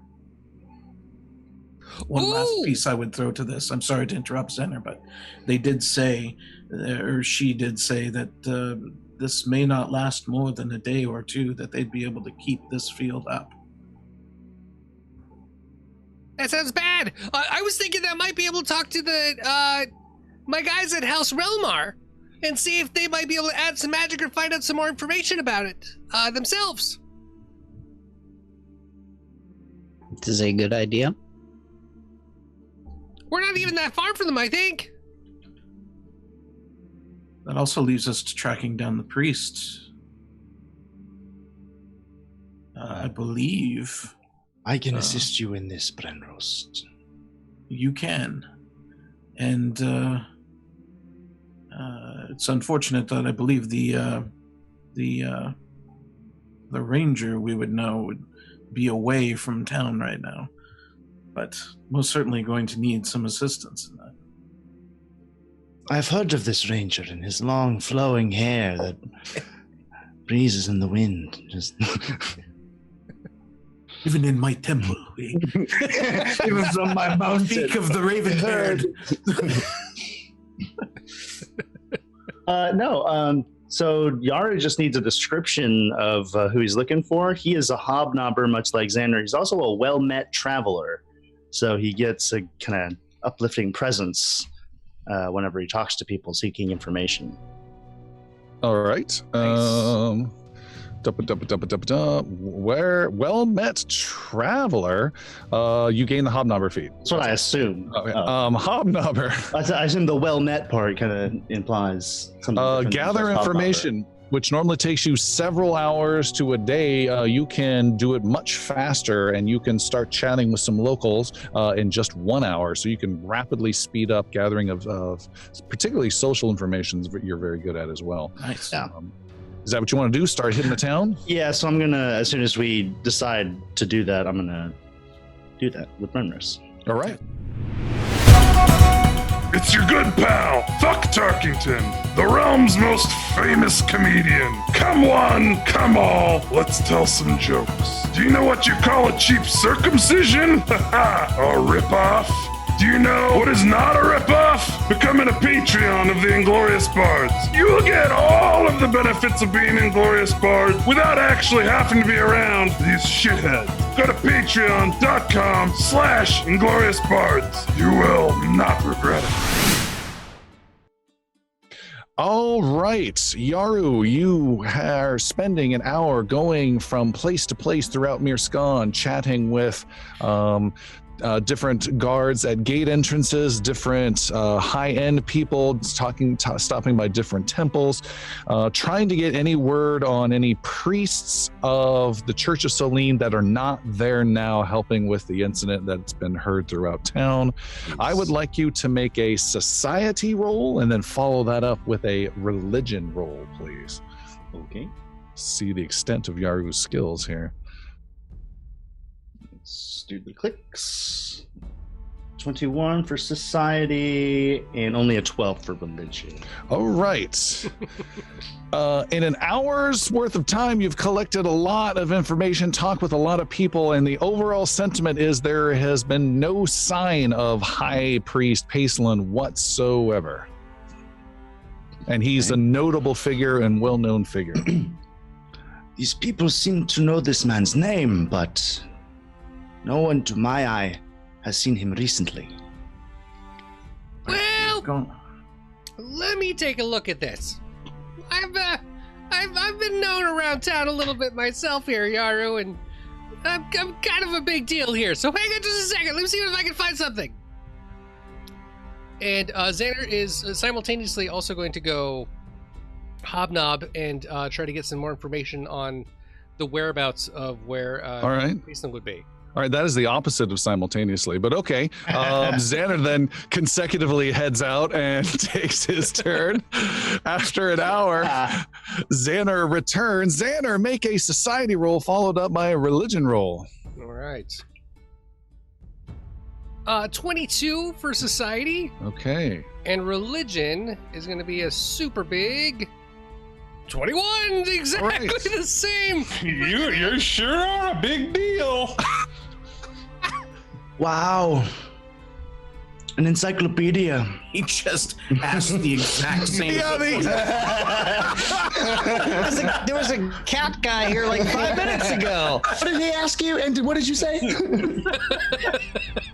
You have gleaned no additional information, and when you return, what do you say, Xander? So I just found out something very interesting. Almost every single person here knows the name of High Priest Pacelin, and yet not one of them has seen him recently at all. He's only asked the 5 of you. He spent the whole hour going to each of you. Where did you see him last, Malik? He's this big. So, I think we're done here. Huh? We tried. Just northwards. Leave it all behind. No, my first thought is this the only temple? There's other temples of Solene. This is the Great House. This is where the High Priest was. But there's other places. Also, was it just Solene? Are there other holy places that are also being affected? The guard captain didn't say anything of other places. Just this one. You can call him Iggy. We know it was Iggy. He's not just the guard captain now. He wanted to be called the guard captain. I called him the guard captain. You're Yeah, you said Captain Iggy. Whatever. He smiled at me when he said it, so it might not have been serious. He's just the big Igster. Okay, that's fine. Captain Iggy then said that this was the only place that he knew where it was going to be. But there could be other ones that are still small, right? This is the big one. Maybe there's other little ones. It's possible. You did say it seemed to be consuming consecrated spaces. It did. Very destructive. What would be? I imagine there are nearby temples all over the place. There are. What would be one that would be more accessible to the general public, not requiring such a high degree of faith? Okay, yes. Like the murder temple, you probably just don't want to go wandering into. Is there a temple to Keth anywhere nearby? There is a shrine to Keth that is actually on the back side of another temple. They opened up a courtyard area, which then the Keth shrine has been shrouded in trees and all that. Yeah, you know of such a place. Okay. Come, follow. We will go to a temple. Yay! Yaro like instinctively comes and follows, just like he's being called. More churches. You guys follow Sildren to the other temple, quickly chatting at those people outside that door. They don't have anything ill to report. You head around back to the shrine to Keth, and you see nothing ill there. There are no priests or anything there, but it's just this gorgeous canopy of trees has carefully grown over the shrine. And Sildren does a nice little quick prayer there, I imagine. Yep. And nothing seems out of the ordinary at all. Then I am left with this thought that Priest Pacelin did not leave the temple, and that he is still inside, and that this is the only place where that sphere is growing and causing its destruction. Outside of that, I have nothing more. Did the priest... Sorry, go ahead. Go ahead. I was just going to ask, did the priestess mention seeing him leave? Or was it just a rumor? That no one had seen him is all that she had said. Is this priest? I've heard his name, I know of him, but is he was mentioned to be a dirtbag by the Captain Iggy. I want to believe he was facing some internal trials. His faith may be tested. He may have lost his way, or excuse me, Solene has other plans for him, but I don't believe him to be a dirtbag. Well, could he be causing the destruction? Very possible. He seemed distraught a good number of times when I did see him. So Xander just needs to go in there and stop the magic. Yeah! Go in and stop the magic! I can do that! I think! I can try! For sure! You're our magic guy, right? Oh, yeah! I'm the magic guy, for sure! I can do that! I haven't done stuff like this before. Like, that's a really big spell! And I don't know if I could just dispel it unless I found something inside that might be causing it. Like, maybe if there was an item or artifact or something that was really big, maybe that I could do. Tom? Branros, we need to find another magic guy. Maybe if we can find a Sildren, he could help. Where did Sildren go? No, he's probably off wandering in his little temple. He wouldn't want me to say this, but he went to the outhouse just over there. Right next to the shrine. It's really just a hole he made for himself. Does it seem like this large sphere that's permeating the temple? Does it seem like there is pathways around through, like it would be a matter of just finding your way to get above or around this bubble that's in there? So that means heading back to the Church of Solene. That's where you're Yes. headed? Okay. Yeah. Back there, you see this golden sphere. Maybe it's gotten a tad bit bigger since you've been gone.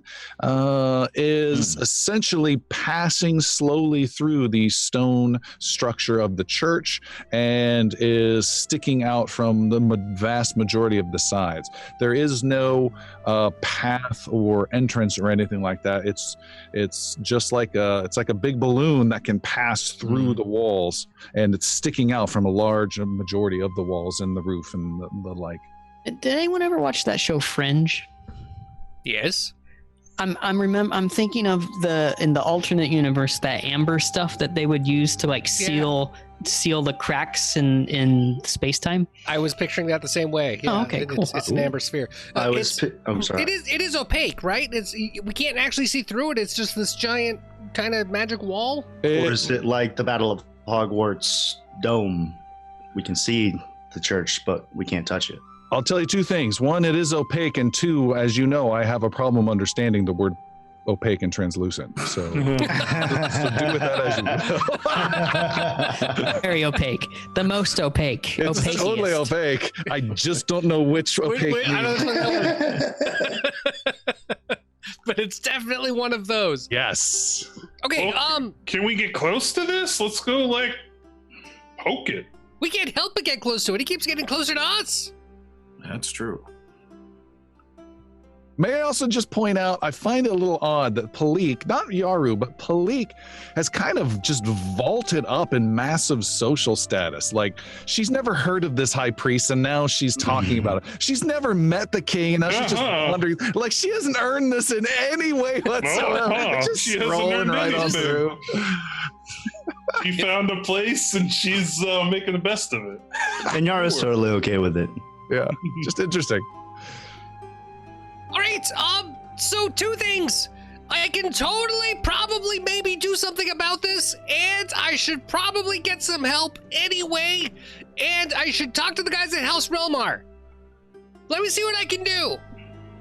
So you do need another magic guy. You don't know me. I probably can do it just by myself. I just want to make sure. This is a safety thing. We gotta be safe. Do you need Safety. assistance? Do you need assistance from us? Maybe? I can protect you, little Xander. Should we come with you? I don't know if they'll let you in, but let's try. All right.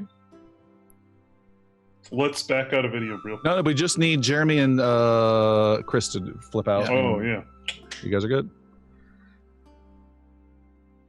All right. So, Xander, you're heading to the House Relmar Guild of Wizards. Is that correct? Yes. Everyone looks good. All right.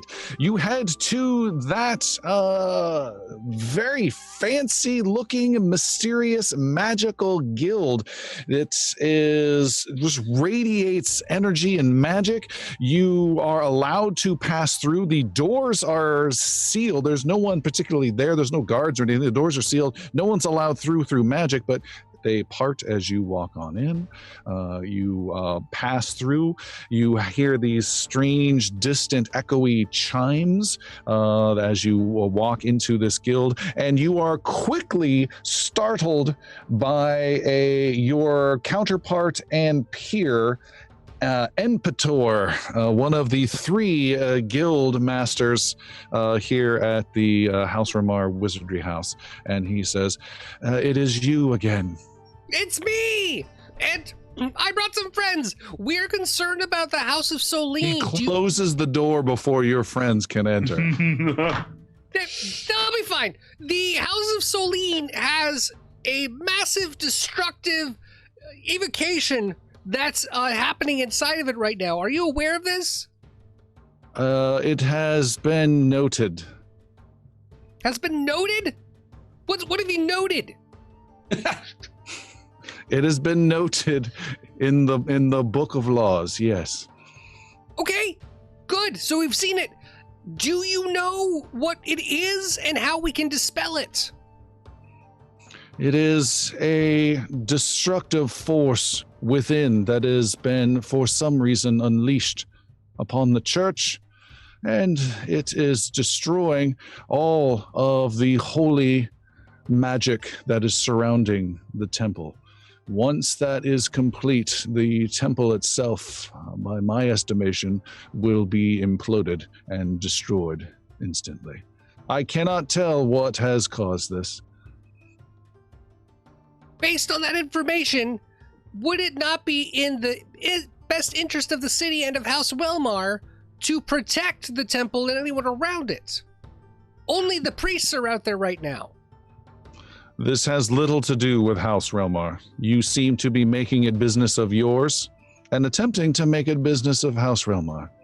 I was brought into this from the city guard, I was sent to the city guard by the king. House Relmar are protectors of Mirskon, as also defenders of the authorities of the land and the rulers of the land. If we are sent by orders of the king to take care of the issues at House Solene, I believe that falls in the purview of House Relmar. As usual, you have no idea what is going on and the rules within House Romar, and speak like a babbling river that does not know when to stop. Thank you. We have no interest in following the command of some silly city guard. The king himself does not command us. House Romar does what House Romar does. And you, if you had any true business in being here, should know that.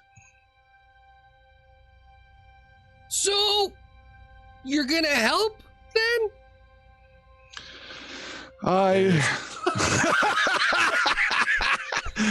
I would in no way endorse helping with this situation. This would be a matter for the church itself to deal with, and it sounds like they are doing a poor job of it.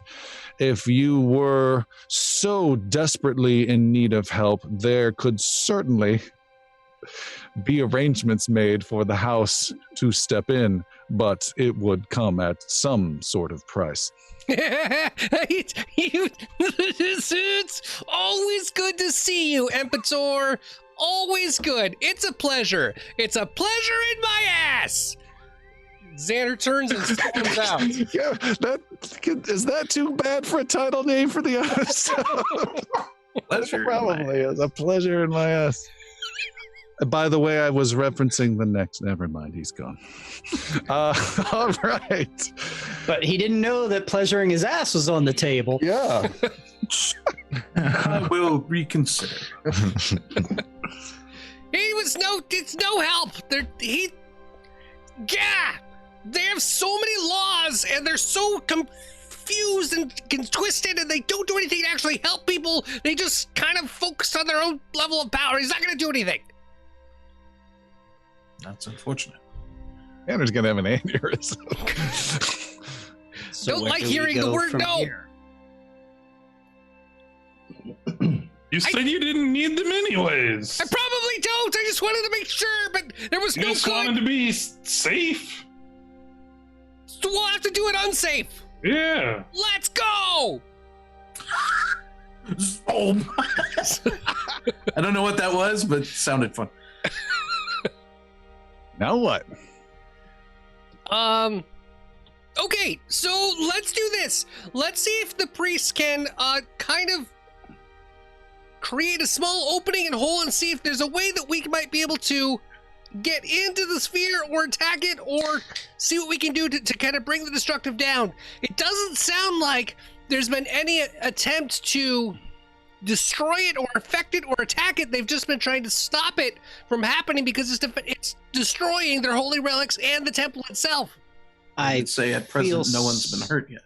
I feel certain that they would have at least at some point attempted to destroy it, and if they're just maintaining it at that point, that has to be their only capability. It's like the push-pull on a door, and they're like, oh, yeah. It does say that. Can you help me with one visual of this orb around the church? Is it like an explosion is happening within the orb and they're keeping it at bay?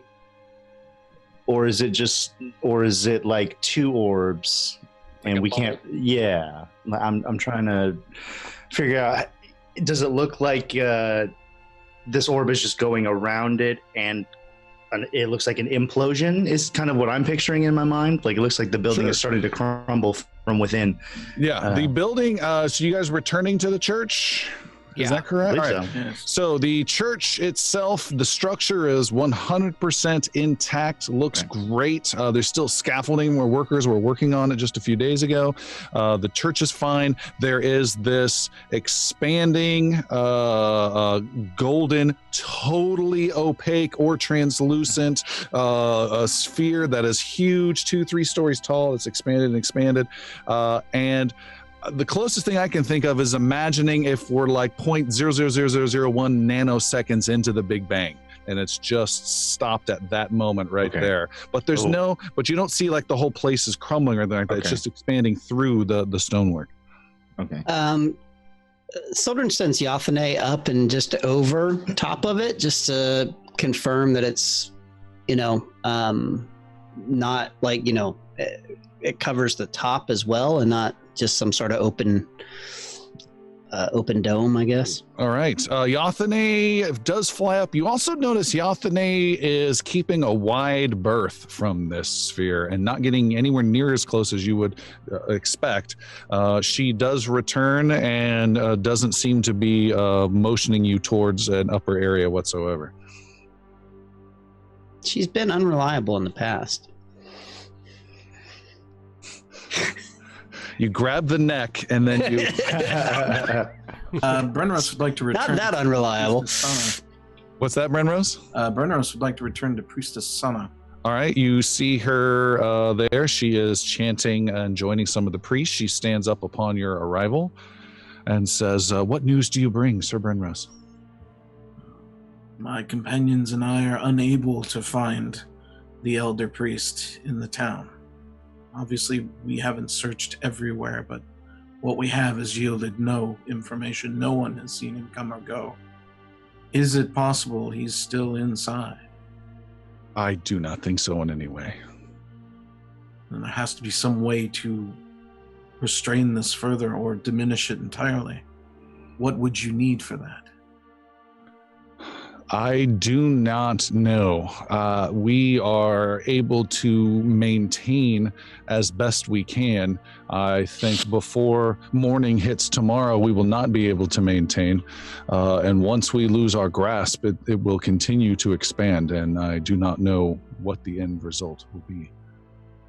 There are some who say from the other guilds that it would consume only just that which was consecrated. And that is a massive loss. They say only, and that has been my life for several years, and is the livelihood of hundreds of people within this city. We have to find out then what is the source of this. As of right now, nothing seems to be able to be found out externally, and other houses seem to be reticent in assisting the House of Solene. This is the place for Solene to connect with the city and Navarre itself. I have seen only 2 grand moments provided by Solene here within this church. This sphere and her reaching out to you herself, I have been told, when you interacted with the high priest some weeks back. I cannot imagine that she would just abandon us. I can't even fathom that, and I am at a loss. I am left here to command these priests and keep us going, but all we can do now is try to hold back the floodwaters, and that is not going to be enough. If I could ask a question, excuse me. Hi, I'm Xander. This is Xander. What is your most powerful relic in here? Our most powerful relic is the statue of Solene herself. And is the statue of Solene known to have a protective aura? Almost like the opposite of what's happening right now? Solene is known for her protection and her sense of duty and loyalty. Her colors at times are golden, and hence you see our magic here. This is the power of Solene containing some sort of destructive force. So is it possible that if Solene's magic or her power that she has were tainted and were reversed, rather than being a protective, protective force, it would create this destruction that you see? There is no way anyone has tainted the power of Solene within my temple. Okay, I'm not saying it's Solene directly. Sir Brenros, I am done speaking with this one. You tried, Xander. You tried. She is very determined on her faith. Ask her one more time if she can get us in. Yeah, Yara will kind of step up to Brenros, hearing that he's communed with the gods in some way, and stand side by side with him. Brenros, If we can make it inside, I will accompany you. Priestess Senna, is there a way to open a section to allow passage into the temple? There is a possibility, but I do not know what it will do to our work to maintain it. It could be possible. It could entirely collapse. I do not know. If there is a way, it would be a quick one. It would not last for hours. 10, 15 seconds is as most as we could hope. The druid is smiling over there, and I do not know why. That's just the name of my memoir, that's all. An opening of 10, 15 seconds. If this is to fail anyway in a day's time with all our efforts, then making a small sacrifice to this to try and save your life's work. She closes in so that Yaru and Xander cannot hear, and she says, if you were to go in there, Sir Brenros, and it were to collapse, it would not be a small sacrifice. I would not like to lose Soline's champion. Is there a way you can send out word so we could provide an exit for you to return?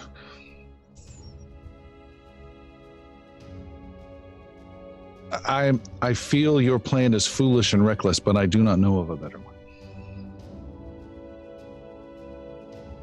Is there a way to send out... Well, Yothane seems reluctant to approach.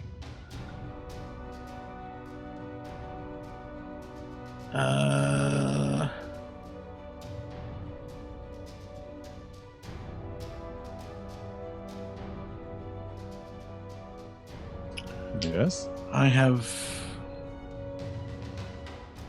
nothing that I could think of other than the attempt itself. I have no additional information to give you other than, have you seen the movie Annihilation? Fortunately, no.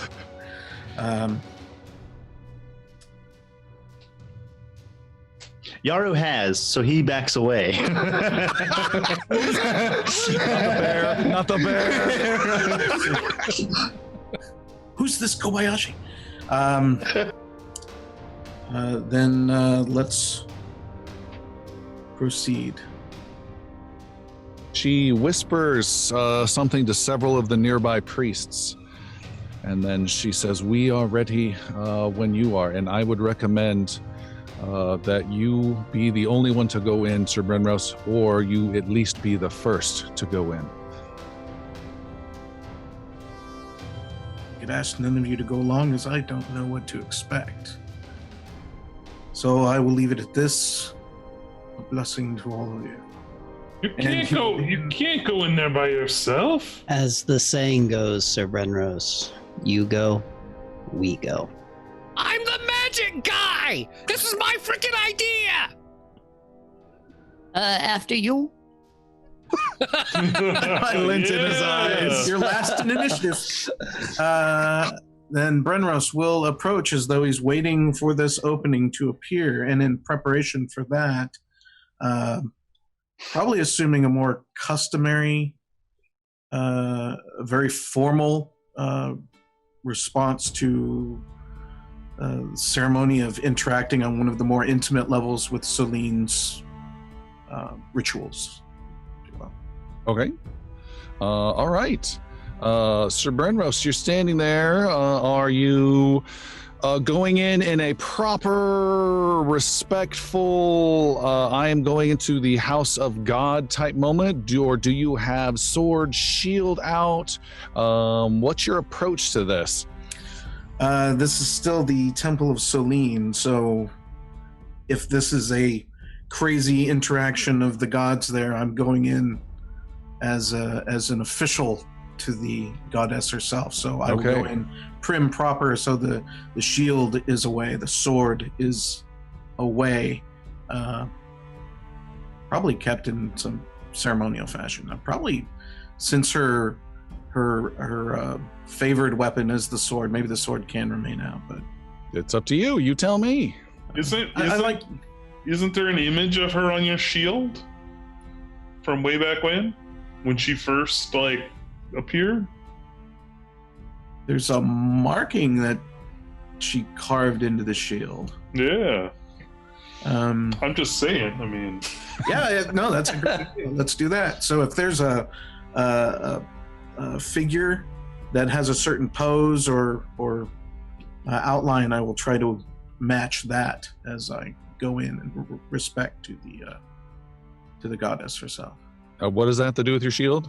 So when Celine marred the shield, Yes. and left a mark upon it, consider that a relic of sorts. So maybe there's some image on there that displays, a soldier's stance, or someone who'd be, His shield has a lightning scar. It has a lightning scar, and I think like a big S, and that stands for hope. That was on it.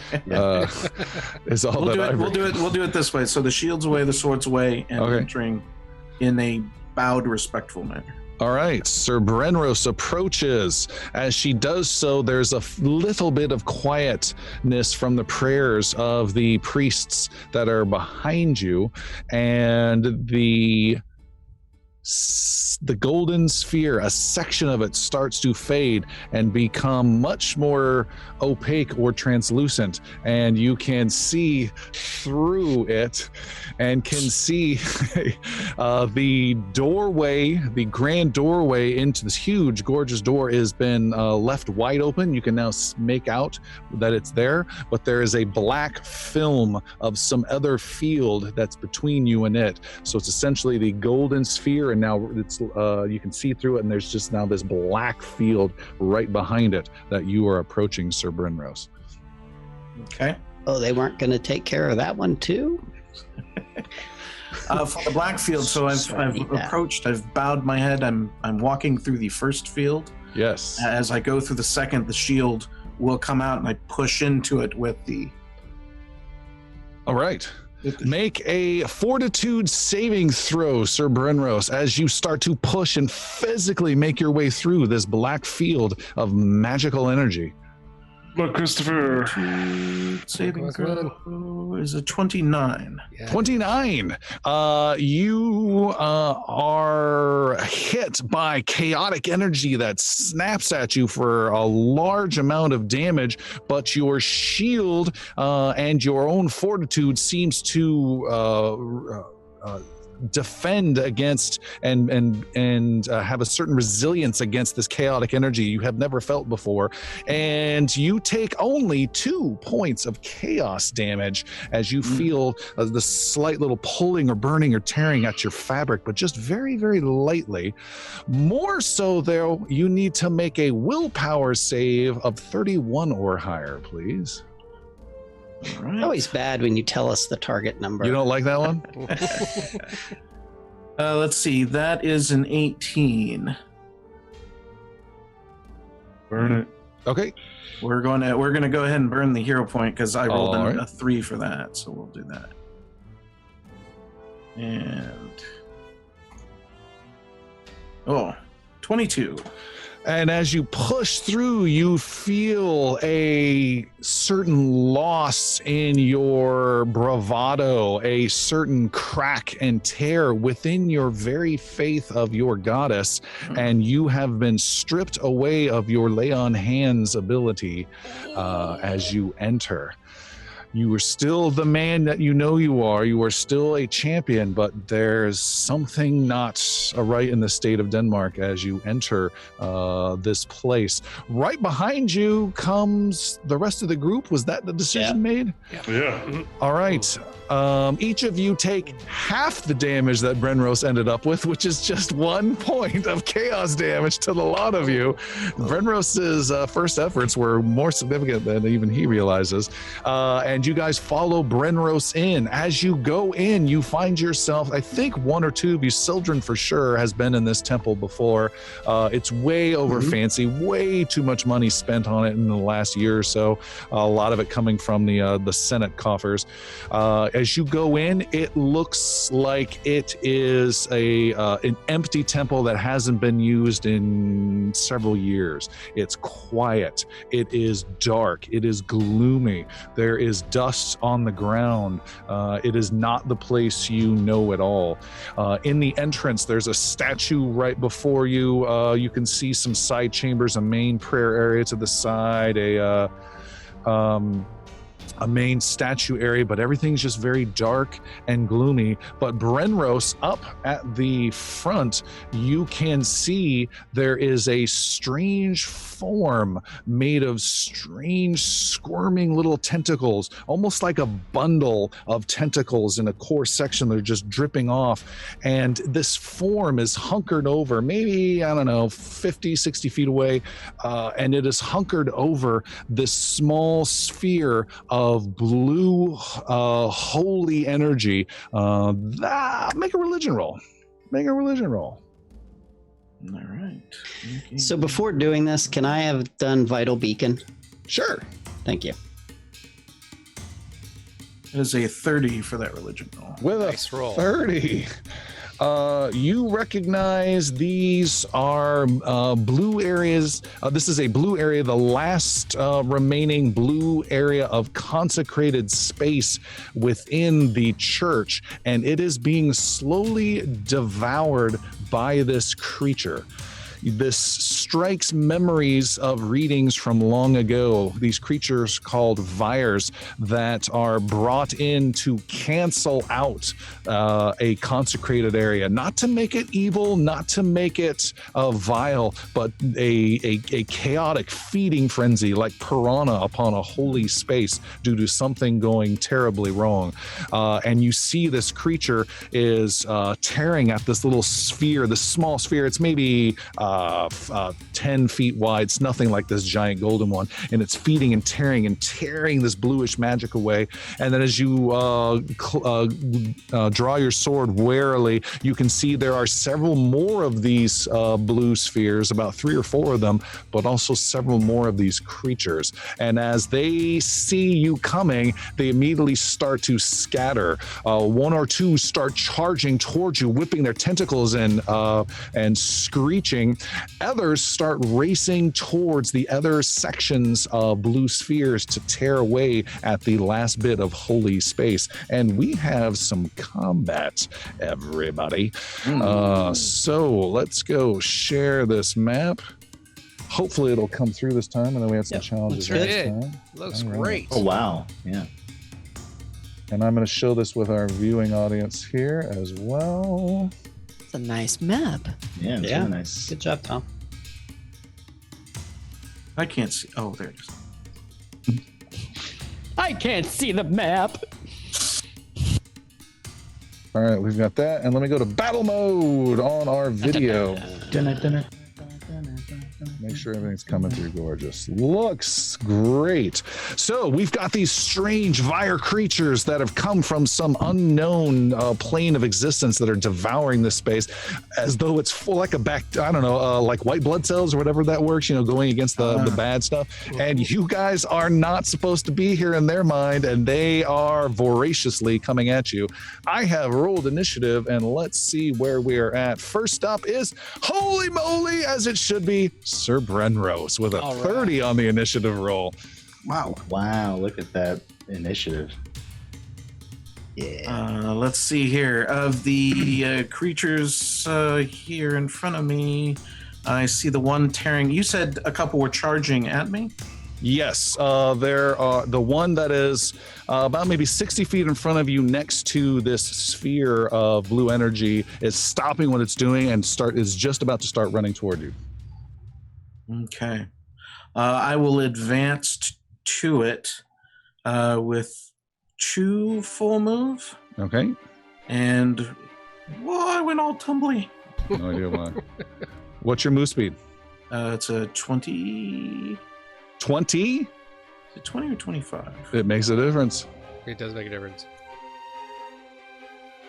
It's on I have a your. speed listed here of 20. 20. That will take all 3 actions for you to get there then. I'm only going to 2 full Okay. moves. And then raising my shield. and then commanding the creature, stand away and face me. Ooh. Sildren, you are next, and Brenros, you do see the creature pause for a moment before it continues its charge at you, but Sildren, you're next. Okay. So Sildren, let me get a grasp of the map here. We'll head up kind of to Brenrose's left, I suppose. That's one of the creatures eating the blue light straight ahead of us to the north. Correct. He won't worry about saying anything. He will just cast. He extends his hand, and bright white light comes searing out of it, and he will cast Searing Light. Okay. So attack roll? Which is an attack roll, I believe. Yes. And that will be a 33 to hit. With a 33, Sildren critically strikes this creature right off the bat. Would this creature be either considered a fiend and or an undead? It is neither. That's too bad.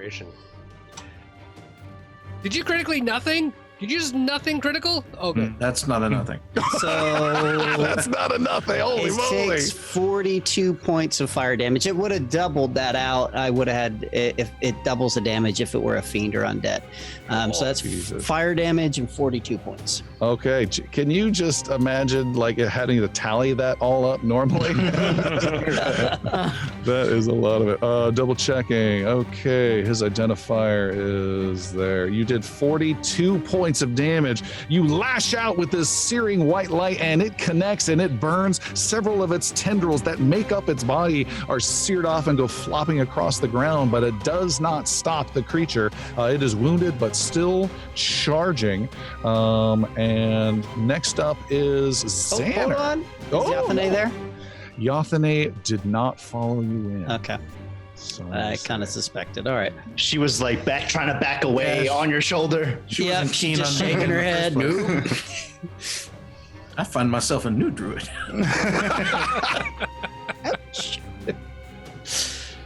Xander follows Sildren's lead, and rather than going off to the left, he's going to dart off to the right for just one movement, and then, well, actually, he can move up two. No. Following my actions. Xander's going to cast a lightning bolt at that same Vire that was just hit. burned up. Yeah. Okay. Lightning bolt lashes out. This is a reflex save it needs to make, correct? Correct. Oh, it got a total of 30. That is enough, so it only takes half damage, which is going to be of 39. He takes 20. Oh, that is one of your best lightning attacks ever. Yeah. Zoom, you light it up. The electricity zaps between several different of these tentacles and lights it up like crazy and heals the damage of the two tentacles that were This creature has immunity, full immunity to electricity. In addition, it has an ability called Electric Surge. It gains 12 temporary hit points and gains Quicken condition until the end of its next turn. That's my bad. I'll make up for that. And that's the one closest to us on the right-hand side? That's the one straight up ahead, right, Zan? Yeah. One time, fire works great. What does Quicken do? Quicken means they can do a stride, step, or strike as a bonus fourth action. Which are like the big ones. I also want to just double check, not that it matters in this fight, but does my ability Incredible Initiative, does it add the +2 automatically to my initiative rolls? Hold on. Yes, I burnt that. Let me double check. I burnt that into your initiative. I'm pretty confident with. Yeah, I think Sildren has it too, and I think it occurs automatically. Yeah. What is your wisdom? Because I can use my stealth or my perception on the, and my stealth is way higher than my perception. Yeah, that's only in a stealthy situation. Okay, very good. So like if you were sneaking up on them and then the combat happens, then we can do stealth instead. So you said this guy that Xander just healed is 60 feet away? Yes. Okay, I would like to use 2 actions to move into him. Okay. Into it. All right. And then I'm going to strike the shit out of it. Okay. You're racing over. You're on him. And you charge at the creature.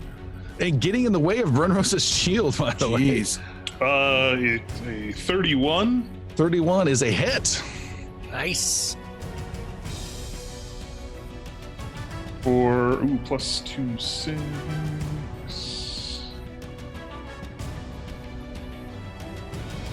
27 points of damage. Nice. Holy cats. What type of damage is this? Piercing, and then 1 point of electrical damage. All right, you reinforce its temporary hit point fucking shield. And it ignores that 1 point of damage. Thanks, Theon. But does take Exactly. I didn't even think about that. does take the remainder. It still takes a blow. You cut off. You did this on purpose. Bullshit. Chakrins, no big deal. Piercy looks over at Paliga. Is it not working? Sorry about that. Everyone gets shock runes. Piercy, you are up. So, the tentacle monster over a little bit to my northeast. That's kind of around the corner. Yes. How far away is that? That is 55 feet. What was that sound? Because he can travel 50 feet in 2 moves. Yeah, Really? because I don't have panache right now because I didn't use after you. Yeah, with that turn, it's probably even 60. If 55 is as low as my haggling will let it go. Okay, I can make it in 3. I and can name it in 2. And I'm gonna tumble through. Some people remember that. All right. I'm gonna use all 3 moves and I'm gonna tumble through.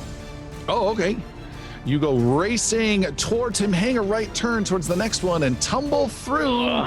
And that is 20. That's Verthus's reflex save, right? I think that's what it is. Tumble through. Yes, reflex DC. Yeah. With a 24, you I have a do 25 because I have my daredevil boots to give me a +1 to specifically tumble through. All right, with 25, you know as you're doing it, this isn't so good. This is like a 7.8 that the judges will give me on for this tumble. You roll through though and succeed. This is a vile creature. All right. I don't know what that does, but I do get panache for that. That's what it does. It gets you on the other side. Let me look up tumble through real fast in the action. The big thing is it gives him the panache, right? That is a swashbuckle laugh right there. Yeah, that's great.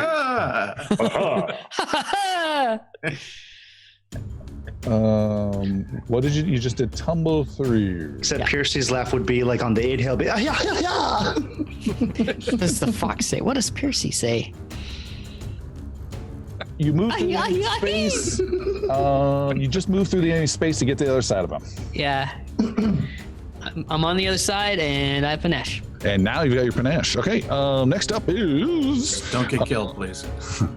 Are our enemies. There is one that is far to the northwest in the whole northwest side chamber with the great statue of Solene, and that creature does a move attack further deeper into that chamber and attacks the one of the 4 remaining consecrated spaces and pulls and shreds it violently with a fantastic roll, and in doing so, very importantly, rips that apart, destroys that section, can't quite show it on my map, but destroys that section and brings forth another one of these creatures as it does so. Oh, that's good. There is another one to the northeast, and it goes running over several pews and smashing them out of the way and starts to tear at another one of these sections of consecrated space, but does not succeed. There is a one that is close to Piercy. It turns. It does not. It ignores you and runs away from you, Piercy. Hey, where are you going? And it charges the source of healing electricity known as Xanar by the exit. Oh, does a move, races right at you, Xander, and flails a whole bunch of tendrils in your direction and makes an attack for a total of only 32 to hit. Only 32, that does hit. You are hit for 21 points of electrical damage. What the? That's my trick. Xander is hit. In addition, there's one last one. This is actually the first one you guys encountered that has been wounded several times. And Sir Brenros, you had your shield up ready to defend, and shoo, like a blur, Palik goes past you like 10 feet. And Palik, you are about to get a face full of some lashes as well. This is a double attack, a 33 to hit, Yep. a 24 to hit. No. And then it is going to try to trip you, I think would be the best thing to do. What is your athletics plus 10? 20. 20? She's not athletic at all? Well, it's a plus 10. Plus 10's not bad. Oh, I guess it's just really freaking awesome. It blows that away and trips you and collapses you to the ground as well. You are now prone. And we got one hit. Was that correct? Yeah. Yes. One hit for 25 points of electrical damage. The creatures are all done. Wow, I think every hero except Yaru went first. That's pretty good initiative for most of the group. Yaru, you're up.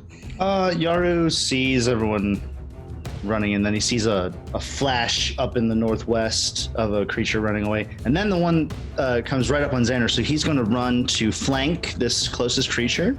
To Xander. Oh, Yes. Oh, that is dangerous moves. You don't know my fighting style very well yet, do you? I'm going to flank this creature as my first action. My second action is I'm going to enter into the Tangled Forest stance, which the visual of that very much just looks like you almost can see roots from the ground come up, even in this stone temple. All life comes and clings onto Yaru's feet, rooting him to the ground so that he can't move. And also in this stance, any creature within my reach has to make a reflex save to attempt to leave my grasp. In my third action, I will just attack. And it's not just a normal attack. This is a raking, tangled forest, a slashing attack. Sildren is intrigued. Yeah. He's got some tricks, this old monk.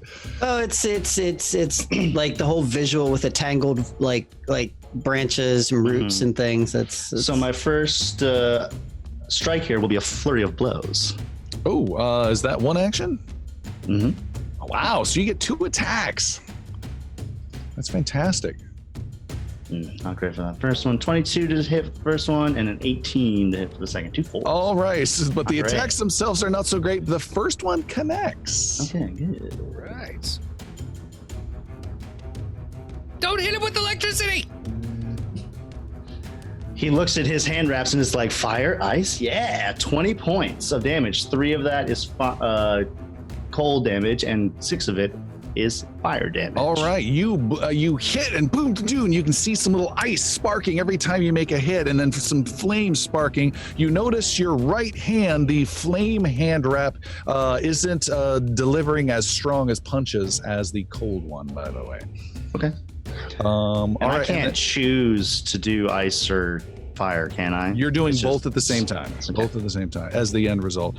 Your last attack missed, and then Tangle Force stance. Every enemy in your reach that tries to move away must make a reflex, acrobatics, or athletics check, or be immobilized for that action. Nice. Okay. Next up is Sir Brenros at the top. I was preparing for combat, got raised by there. So with a 20, can I achieve a flanking spot and be due north of this creature in front of me?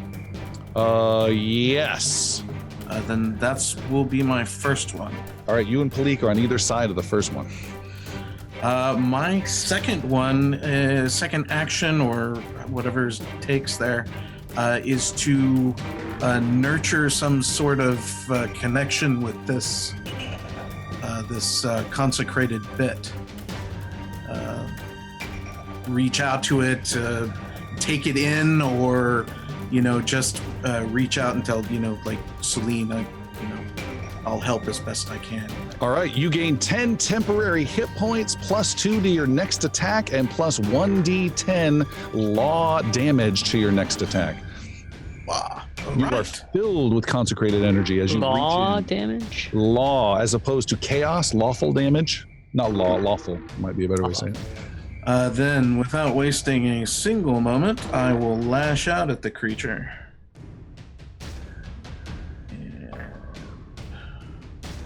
Nope. Go. 27.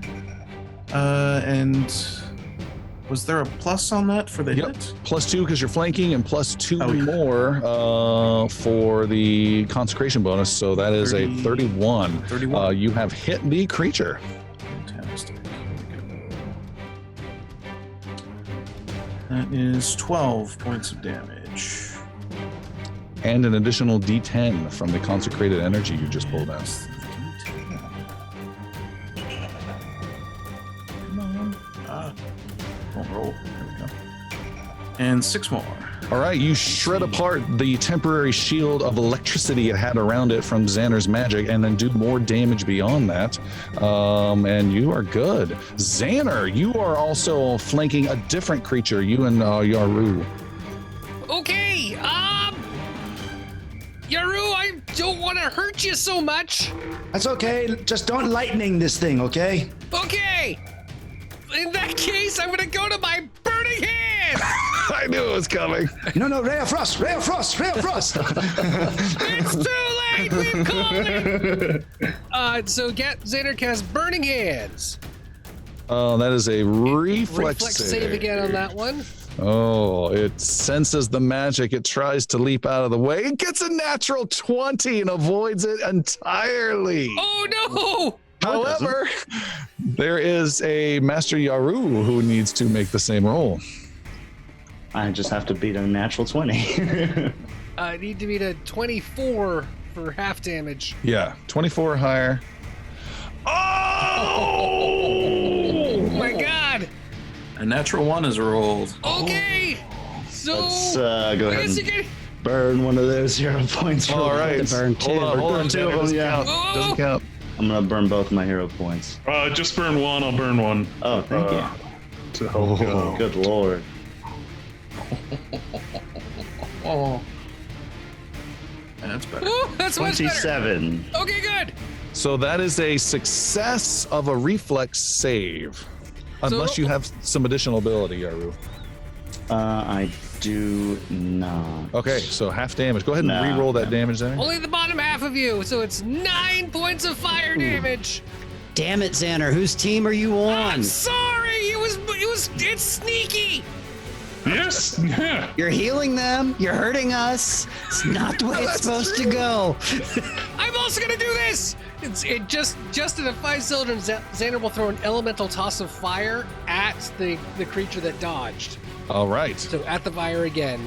That is possibly your it is. attack roll. I think that's an attack roll, right? Yeah. Yep. So here for 28. 28's a hit. Is it an attack roll that takes advantage of flanking?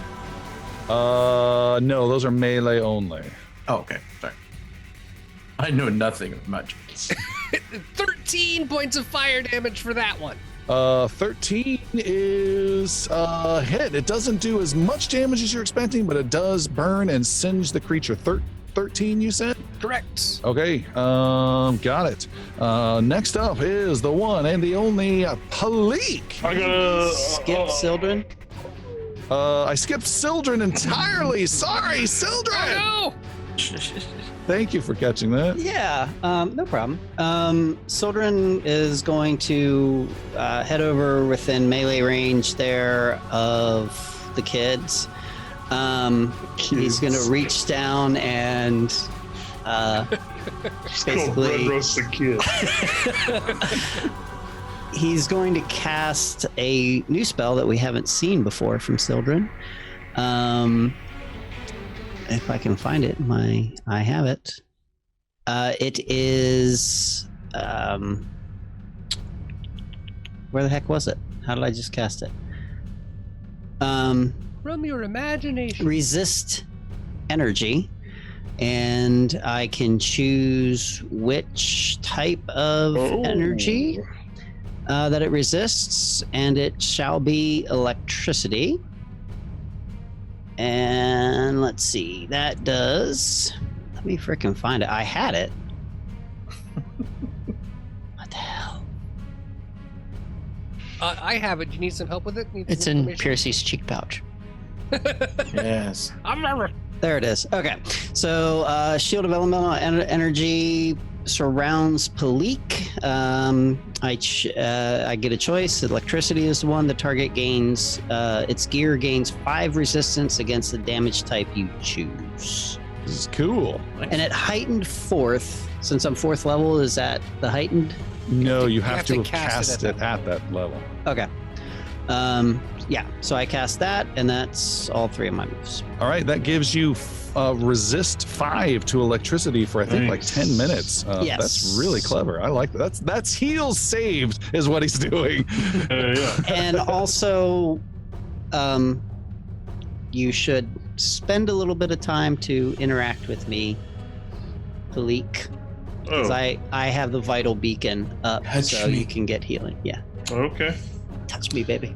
Palik, who would you like to touch? Now. Ooh, I will spend a move to stand up since that guy knocked me on my ass.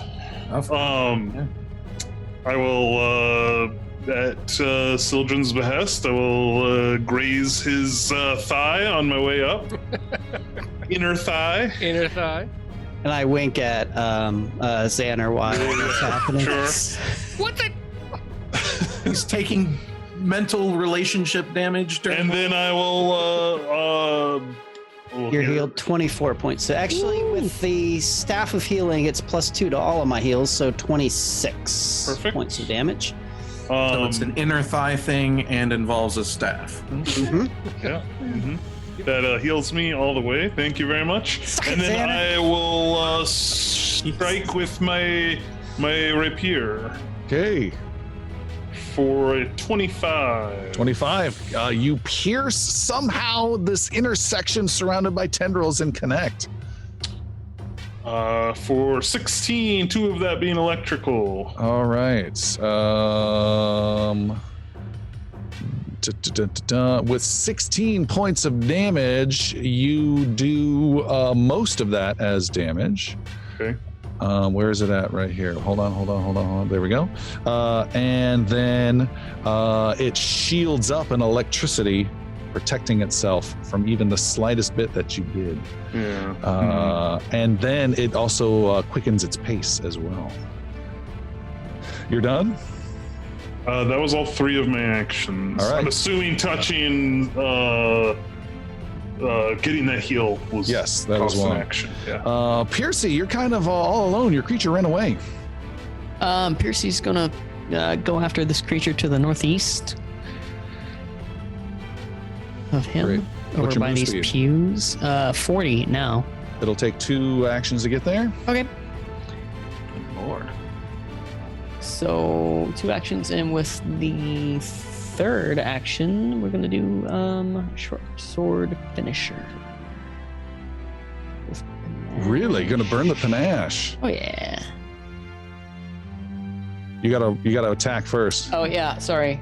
You gotta see what happens. Oh no! Yeah. Oh no! Why did I say make an attack roll? This creature is so consumed about consuming the consecrated space, and it's ripping this blue fabric away of this holy magic. And as it's doing that, it pays you no heed, and you come up behind it and say something right as you deliver this brutal critical finisher. Hey, what you doing there? Your death battle chance are still going. So that damage roll you made is invalid because you made it ahead of Yeah. time. You need to remake it, and it is a critical finisher. Okay. I was about to ask. Holy no. This is not good. So, short sword finisher.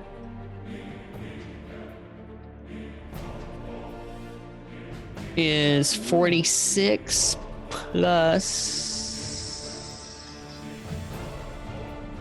Come on. Roll that beautiful dice. Plus 5 fire damage. Where's the fire damage from? My 1d10. I have that rune. Oh, that's Short sword. persistent damage. Yeah. So that does not kick in until its turn and goes over and over and over and over. Okay.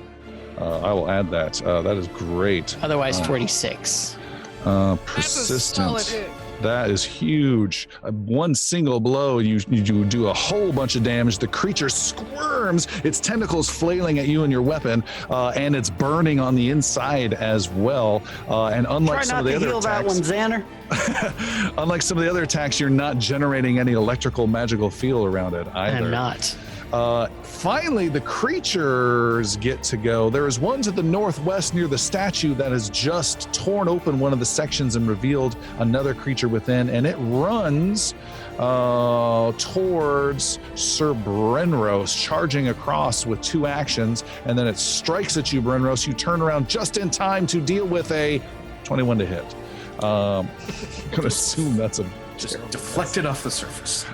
there is another one that is right next to you, Xander. It's you got you and Master Yaru on either side of it, and it is just going to claw voraciously at you with its little tendrils with a Ooh. 23 to hit, That's a miss. 29 to hit, That hits.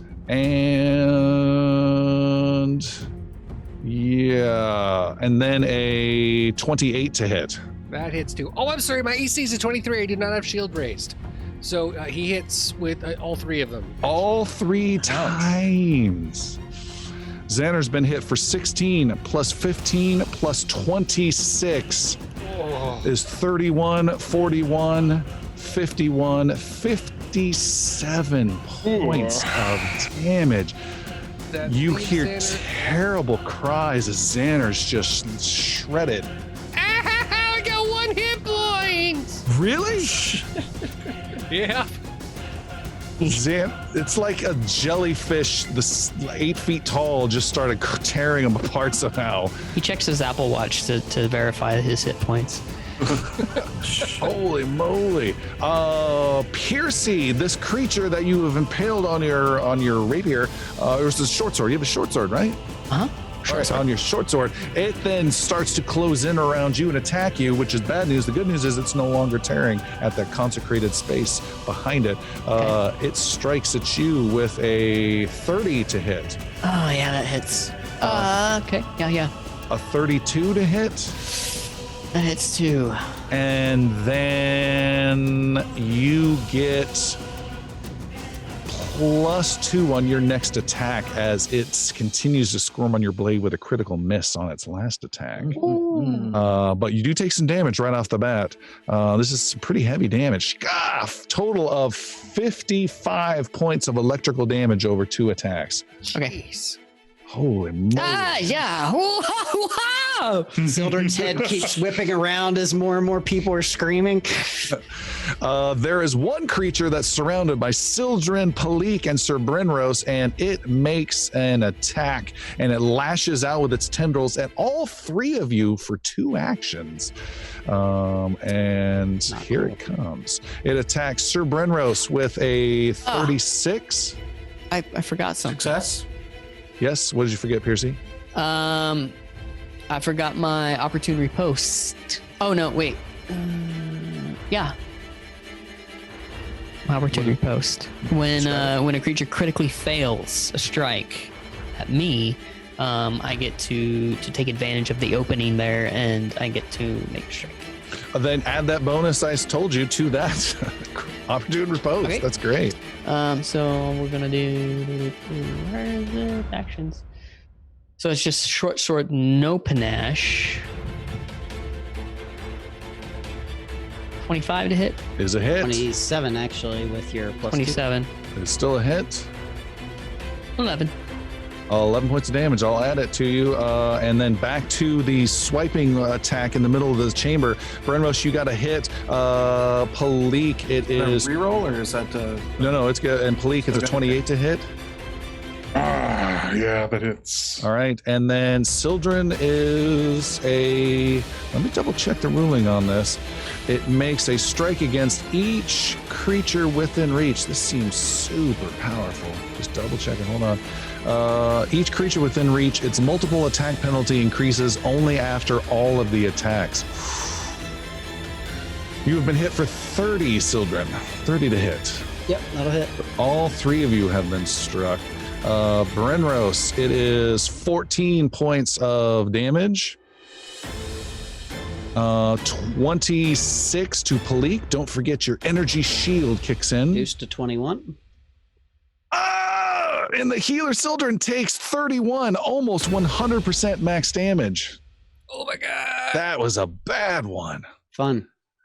I think you're being sarcastic. There's one last creature, a new creature. It comes running towards this big bramble of two creatures with the three heroes in the middle that just got rocked. And it goes running past you and continues towards another section of pews, towards another consecrated space. Oh, and I forgot the middle creature. That was 1-2 attacks. It is going to try and move out and get around Sir Brenros and get slightly away from the heroes. All right. You say runs by us, so does Brenrose have an opportunity attack on that? From here to here, well, no, it's not within weapon reach. It's about maybe 10 feet away.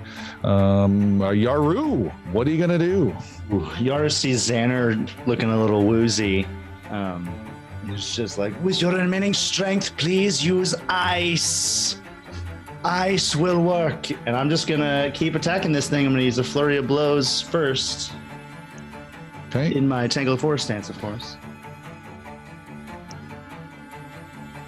Man, this thing does not like me. There you go. Boom, boom. 34 and 26 to hit. The 26, your second attack is a hit, but the first one, you've been waiting like 8 freaking combat turns, and boom, you deliver a critical right into it. Nice. And what did you say the critical effect of the runes is? Well, let's do the damage first, and then we'll stack some goodness on it. So I do shift. Oh my god. It's 44. Pretty nice roll, too. For the first one. Very nice. And 11 for the second one, so 55 points of damage. Jesus Christ. And then it was a D10. What was the critical? All right, so with the critical, it is slowed 1 for its next round, I believe. Might want to double check that. And then it also has persistent 1d10 fire damage. Wow, what a hit. And that was one action? Yeah. You don't do the damage now. It happens on its turn. Sorry. Yeah. So let's attack it 2 more times. All right, these are harder to do. This is all my third Attack strike. 3s, yeah. 21. 21. You're miss. flanking, right? I am flanking. Oh yeah, I am flanking. Hits So, with a 23. and that's just asking really quickly. Would the 28 that's a flanking? Would that be a critical hit too? Negative. No. Okay, that's fine. So that is Wow. Big roll. 23 more points of damage. 23 on a normal hit. 5 of those are cold and 5 are fire. Okay. Got it. We'll do one more attack. Ooh, 16 or 18. Thank God. And he holds his head in shame. It's such a terrible display. I'm thinking even at some point, like you're in this tangled mode, that you're even hitting and getting through and just ripping out certain tendril sections. God bless America, that was violent. We are up at the start, and Piercy, can you roll a d10 real fast for your creatures? We skipped his persistent fire. It's only 2. 2 points, and unfortunately he immediately got rid of it with a high roll. But I will take it ignores that 2 and resists it. It is Sir Brenros. What do you got? You are surrounded. You are flanked by 2 of these Brenros. I am indeed. Shield net. I am stepping to the north of the creature. There we go. That'll All right. be fine. Out of corner of your eye, by the way, you can't see Xander. Just so everyone knows and the listeners, Xander's at 1 freaking hit point. I'm up next. Theater. Yes. Raising a shield and making an assault. Okay.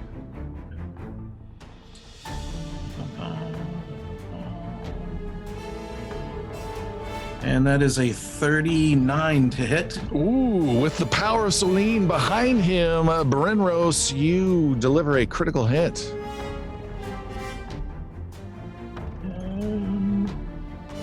That is 33 plus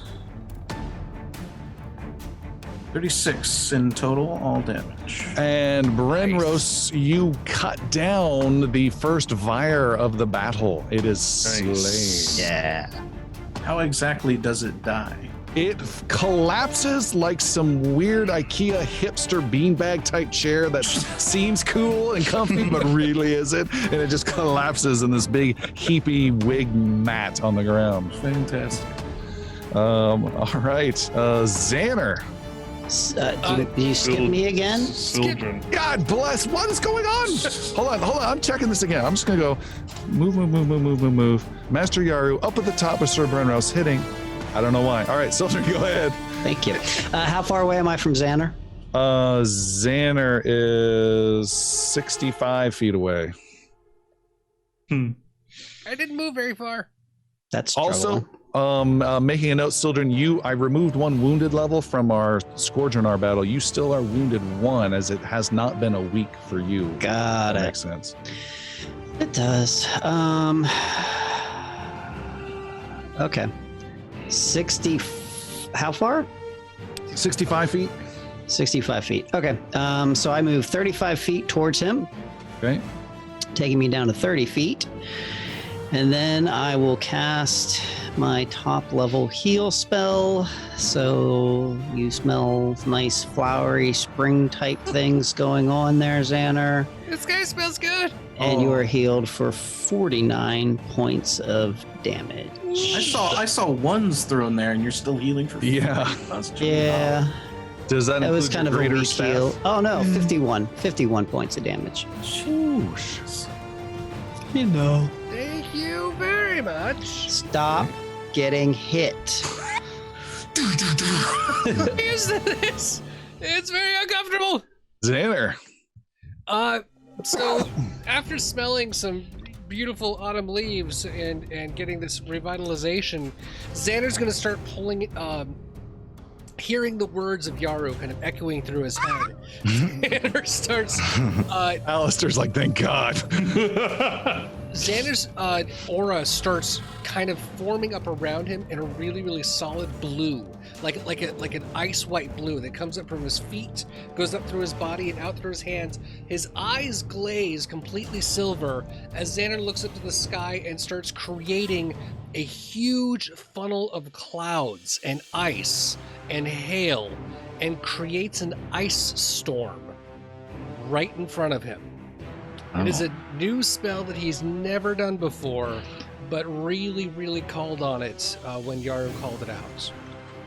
Now, Ice Storm, by its nature, sounds really, really bad for Yaru, who's right next to him, but this has an extremely tight 5-foot radius. This is perfect surgical attack of magic, Yeah. which is, I don't think anyone has ever said about Xander before, to be perfectly honest. Not even once. No. Yaru just sees Xander turn into an icicle for all this. Is like, I didn't tell you to freeze. I told you to use the ice. And then, yeah, right. So literally right And use Idrisil's voice for some reason. It's fine. exactly where the Vire that this ice storm forms. It does have a basic reflex save. All right. Makes it, and it is cast. All right. It rolls a 24. So 24 is the DC. So I'm thinking he makes it. Is that right? It takes half damage then. half damage. Okay. So he gets 2d8 bludgeoning and 2d8 cold. All right. Looks like those are separated rolls. So I'm gonna add those in. Does the flanking give him a negative to that save? Okay. Negative. All right. So that is 8 for both. So that is 8 points damage of bludgeoning and 8 points cold damage. And he'll cut those in half, so that's 4 of each. But as long as he is not moved and stays in there, everyone else is concealed outside of the storm because it's blasting on him. He is actually concealed within it as well, but if he ends his turn in that storm, he takes 4 cold damage consistently. And if he tries to get out of it, Don't tell him that. Master Yaru can try and prevent that, I think. Oh. Okay, looks good. Any creature ends its turn takes 4. Cool. One more time. It was 8 plus 8. It enjoys all of that damage. All right. Which is right here with that creature. The creature is getting hammered and pelted, and there's like raw chaotic energy wounded spots where tendrils have been ripped out by the roots that really gets it pretty strong. And I've got that number there. Next up is Palik. Unless Xander, you have any other? Was that all 3 actions for that spell? All 3 actions. That's to a build big the spell. storm. It takes a lot of energy. Palik. I would like to use my tumble behind ability on this Vire to the All right. north of me. Make So that's a acrobatics roll. 23. 23 succeeds. They are not very agile. Oh, So now I want to use for 2 actions. I want to do my twin feint. So I have a dagger in one hand and a rapier in the other, and I'm going to strike with the dagger and then strike with the rapier. Ooh. And it'll knock him off. It'll knock him flat-footed for the second attack. He's already flat-footed on the first attack because I tumbled behind him, and then he'll be flat-footed for the second attack as well. Sweet. And why do we care about flat-footed? Because it gives you the bonus +2, which is great. Yeah. And it's your big 2d6, 2 sneak extra attack d6 damage. Yeah. Yeah. So dagger attack is a 28. You strike it true. Wouldn't that be a 30? It would be a 30. A 30. Yes. And then do we want to do damage separate for this? Make the other attack real fast. And then a 29. Is also a hit. Both hits. Okay. So 19 points for the first hit and 35 for the second. There's a total of 5 electricity damage. Okay. 35 for the second. Holy moly. That was a great roll. Oh, that's your rapier. The big one. Yeah. That is a total of 30, 40, 54 raw damage. And then how much of it was electrical? 5.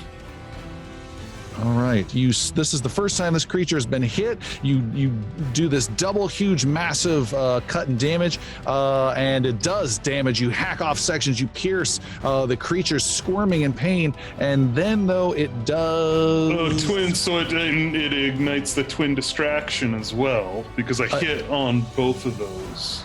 Okay, what's that do? So my movements with 2 weapons are so swift and disorienting that they befuddle the opponent, and needs to succeed at a will saving throw or become stupefied until the end of my next turn. Wow. All right. 31. I think it passed that one. Passes. Yeah. And it shimmers with an electrical shield since you've done electrical damage to it. Piercy, you are one-on-one with one of these dudes. Yeah, he looks at the guy and he says, If you look like this on the outside, what must you look like on the inside? I will find out soon. and just plunges his short sword, or at least attempts to, with, first of all, Was that a Bon Mo? That was a Bon Mo. Okay. What is that versus? I can't remember.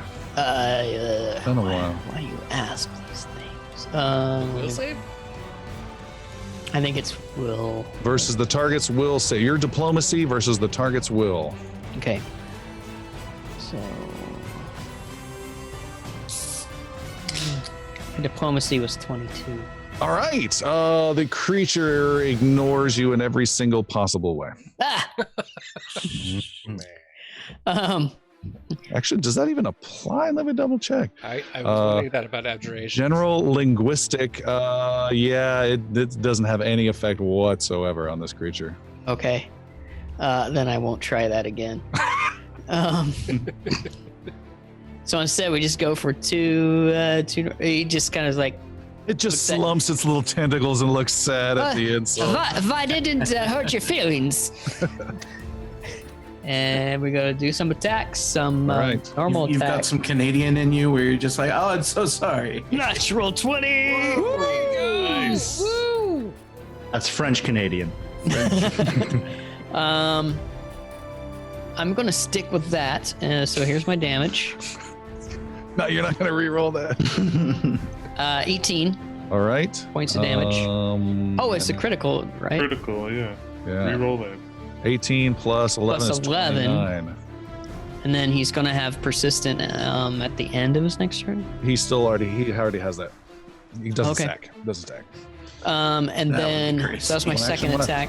Yeah. Yeah, my third attack, I'm going to use Vivacious Bravado. What is And that? I just stand there and I just look very satisfied with myself. And I gain temporary hit points equal to my level plus charisma modifier, and they last until the start of my next turn. Cool. Here I come to save the day. Yeah, a little protective. I like it. So I just got to figure out what that one is. So. All right, the creatures are going to go. There is one that is surrounded by Brenros and Palik, and it lashes out at Palik. Palik, you are being attacked for a 28. Hits. 27?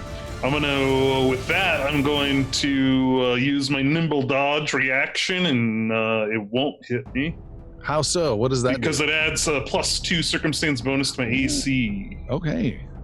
And then the last one is a 14. Nope. So I get hit once. All right, only once. You have been slashed with lightning tentacles for 21 points of electrical damage. 16. Plus 5. Yep. Yeah. I would like to reduce that by 10 points of damage. Oh, retributive Badly. strike, I hear. Retributive strike comes out. Nice. There we go. We're getting some Yeah. synergies Everybody going. looking out for Bleak. Yeah. And there's a lash He coming. needs it. She jumped into this. Yeah, I don't think you've quite figured out the scope of it. A 21, which I think is still a miss. 21 is a miss. You got excited. I got excited, but 10 points save. That's I'm Yeah. striking. Thank you. All right. Next up is the creature that is next to Xander and Yaru. It is going to do the double action hit everyone within range attack that one of its fellows did. No. Hang on. Here is Yaru. Yaru, 33 to hit. But isn't it in the ice storm, so it's concealed? So it just has to roll to even be able to hit. Is that correct? That is a good point. It's it passes that, and we'll redo the attack roll. Shoot, I did it wrong. It passed the concealed. It's able to see you through it, and then it got a 36 to hit. Oh, okay. Yeah, that's critical. Critical. Sorry, buddy. Thanks. It could have been a lot worse. 40 points of electrical damage are dealt to Master Yaru. And Oh, there were 3 very could low have been rolls in that. terrible. I think Sildren got 31 on a regular hit. And then Xander, it needs to see you. And it does not. And it swings, tentacles come out of the ice that's right next to you, but you cannot be struck by I am kind of holding on to the thing. That makes sense. I gotta get really small. And because of that, it then attacks with a triple penalty against you, Yaru, one last time. Can it find you through the cold? It cannot! God darn it! And it does not quicken. Its turn ends. It's slowed. Yeah, it's slowed, so doesn't it only have 2? Oh, it only actions? has 2. Yep, you're right. So that last action doesn't matter. go ahead and Roll take that. 1d10 persistent damage if you would, Yaru. Go ahead and take that, you dirty son of a bitch. 7 points of fire damage. Oh, it resists some of that, but not all of it. And Xander, it's still in your ice storm at the end. All right, so that is an extra 4 cold damage. That's And you hear screeching sounds. There's flailing through the fog like Independence Day, and the creature dies. Nice. Yeah! Wow. I got one! Ice high five. There is another creature that was racing across knocking pews, and it is also attacking a last bit of consecrated space and tearing at it, but it does not tear enough. And it is Master Yaru's turn. Ooh, okay. I have to use an action to exit the stance, correct? No, you're in that stance, and you can move and do whatever you want. Okay. Okay, how far away is that creature to the east that just got 70 to that feet. orb? Oh, sorry, that one to the east, that is Just got to the- that's about 80 feet away. I will... No, 90 feet even. It's far. Is it? It's 90 feet though? Yes. All right, I'm going to use 2 actions, and you, Xander and Sojourn, you just see Yaru disappear. What? And I will abundant step 90 feet to the blue orb to the east, Interesting. Nice. and I will grab onto that creature.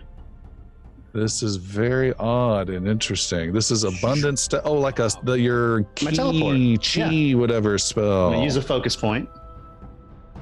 You move so fast, you blur cards, you teleport up a distance equal to your speed within your line of sight. Man, bounce, you're on it. And it is now caught up in your tangled forest stance. You want to try a grappling action in addition to that, or do you want to strike Well, I'm going to do a flurry of blows at it. it? Okay. I'm intimidated by flurry of blows from last time. Ooh, a 36 and a 28 to hit. That is a critical and then a hit. Yes. Okay. Ooh. So, what is that? 40. That's just 2 normal attacks. Yeah, it's 43. Yeah, because I don't have a critical button for mine. Oh, okay. It's just a shift left click. I Oh, is think. it? Oh, sorry about that. I'll just do that. Sorry. But you get All right. Start it all over again. Let's get a critical Yeah. damage in. Shift left click on the damage. Damn it, do the thing, Julie. There you go. There we go. 37. 37 with that much Yes. fire. Okay. And then you one regular 5 damage that roll. is cold, and then regular damage. 24. 6 gold. Nice. Oh my like goodness. 61 damage. 61 points of damage. And it is within my grasp. All right. It is also now slowed 1 and persistent fire. Can you double check your weapon's critical? How long does that slow last? I think until it makes a save, or is it just 1 turn? Can't remember. I don't have the runes. It's on your weapon, the first Oh, weapon, sorry, the sorry. red box on the first weapon. And then Berenros, you're up. All right. Slowed until the end of my next turn, Okay. unless it succeeds DC 24. Okay. Fortitude. It does not. Berenros. All right. 1 step forward to close the distance with the creature nearest me. And flanking with Palik, I assume? Yes. All right. And here, 26 to hit Hits.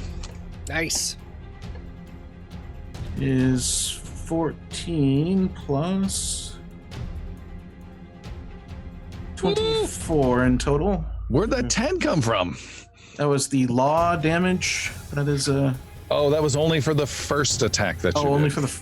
This is. So not every first attack. No. Okay. No. So the 14 damage then. Okay. We'll make a second attack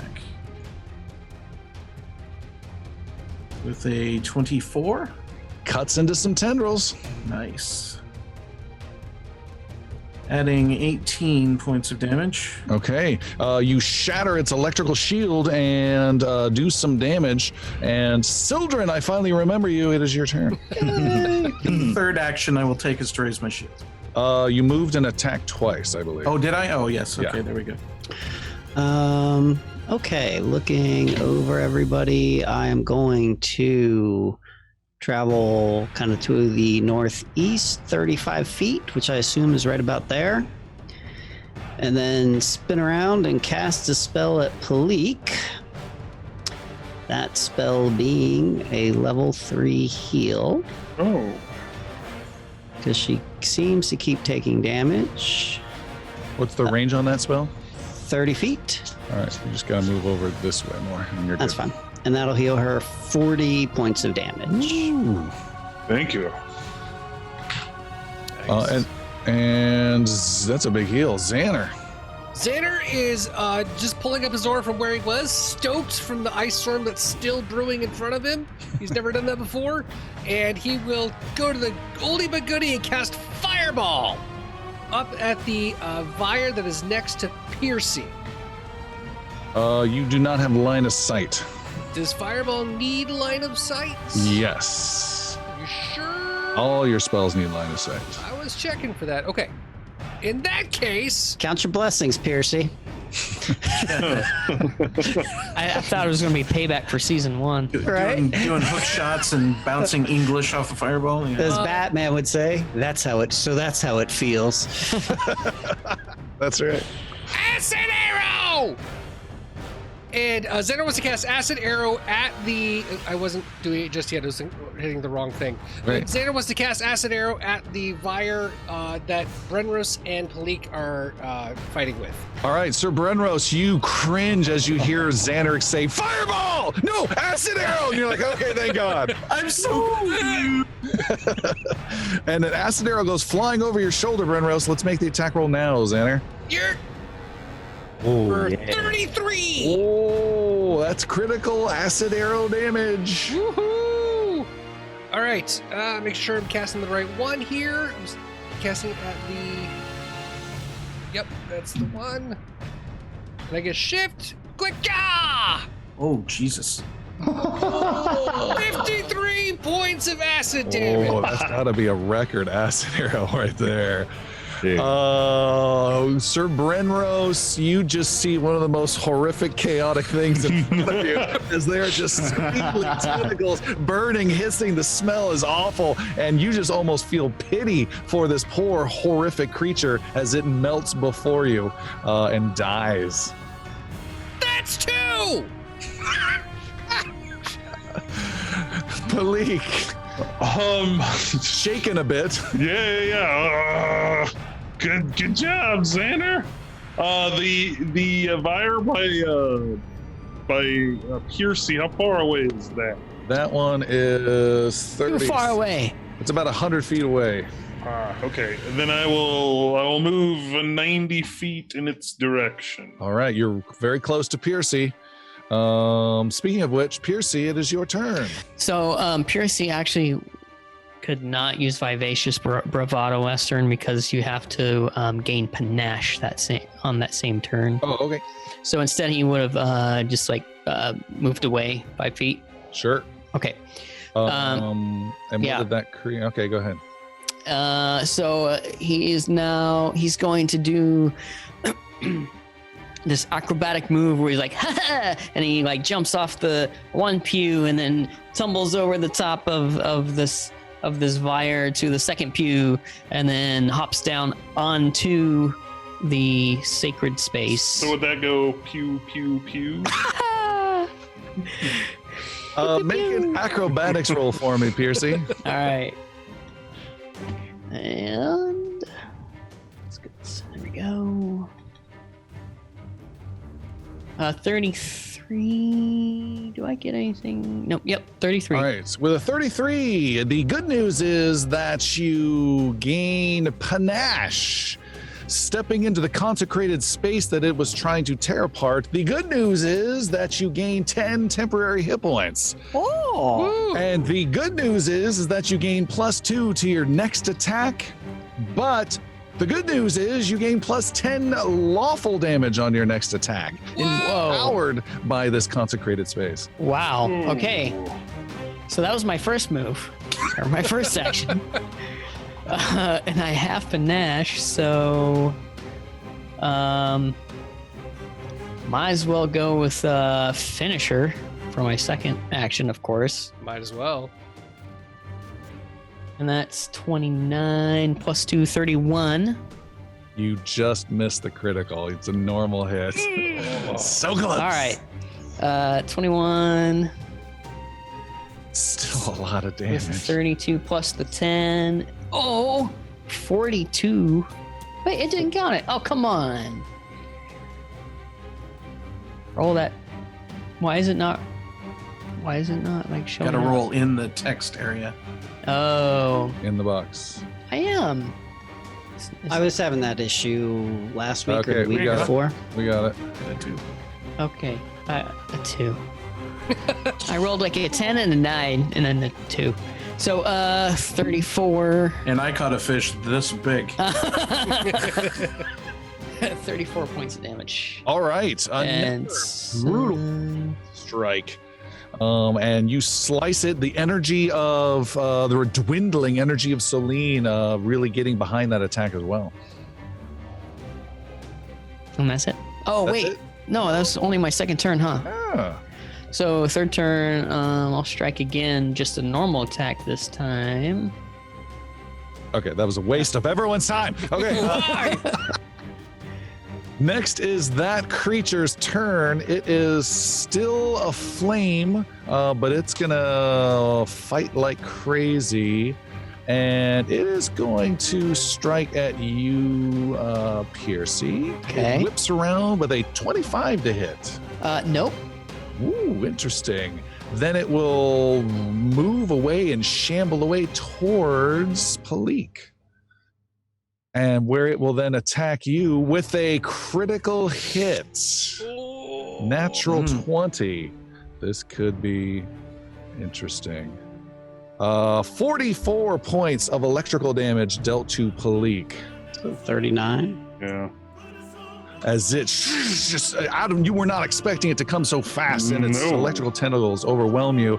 And then I need Piercy, you to roll a D10 of persistent fire damage. There we go. 8. And the creature burns to death with persistent fire damage. It had to be high. That was nice. That was a little late. As I cannot control the fire. Yaru, you are isolated with, I believe, the last of these creatures. As it should be. It is going to make an attack at you with its vines. Almost critically fails and gets a 21 to hit you. Which I assume is a miss. Yeah, it's kind of. And then It's just doing this thing. Get off of me! Get off of me! Get off of me! it then spends its last action to tear at the consecrated space to bring forth one more of these creatures. Oh no! And does not succeed in breaking through the consecrated space. For its third action, it is consumed by the icy slowness you dealt in your critical. And if you could roll persistent 1d10 fire damage, please. I could. Only one point of fire. Resist damage. that entirely, but it does continue burning, is the good news. Yeah. Master Yaru, you're next. Okay. I will straight up just go for it. Flurry of blows for my first 2 attacks. With a 31 and a 31. Ooh, both hit. Nice. Critical? No. Little low. That's okay. Whoa! How about 29 and 50? How about 44 points of damage? 44. Nice. For my first attack. Subtracting 44, 11 of that is fire. Got it. Okay. Those are your first action, yeah. First 2 attacks. Jeez. First action. Second action, let's just go ahead. attack. Let's just all be monks. No, you know what? Second action, I'm gonna rain in a focus spell, and I'm gonna do a key strike. Okay. Yes, it's still plus 2. A 21. You focus your chi into a magical attack, make an unarmed strike or flurry of blows. I think I already burned that this turn, though. This doesn't change the limit on using only one flourish per turn. So yes, you can just do a normal strike. You gain +1 to your attack, and 22. it deals an additional 1d6 damage. It can be of any choice of that damage. So I rolled a 22 if it's a +1. Then 22 to hit. Yeah. That's pretty weak and connects and barely, and you needed that nice. key. That Okay. Ooh. Wow. Okay. So do your normal damage, then add a d6 and tell me what type of damage you want it to be. Force or lawful or negative or positive. Okay. This. My God, your damage rolls are huge. There they are. And 4 points of let's call it positive damage. Positive damage. The rest of the group can just see these repeated neo like hits over and over and over and over again, and the creature disintegrates and collapses into a million pieces, and you have slain the last of these Vires, leaving the sounds of chaos in this empty church drifting off in the distance. The place is still, though, dark. It is still creepy and eerie, with 3 of these remaining consecrated spaces still here. Sir Brenros, you certainly have the sensation that all is not done here still, but before you can do anything, we will stop there for tonight.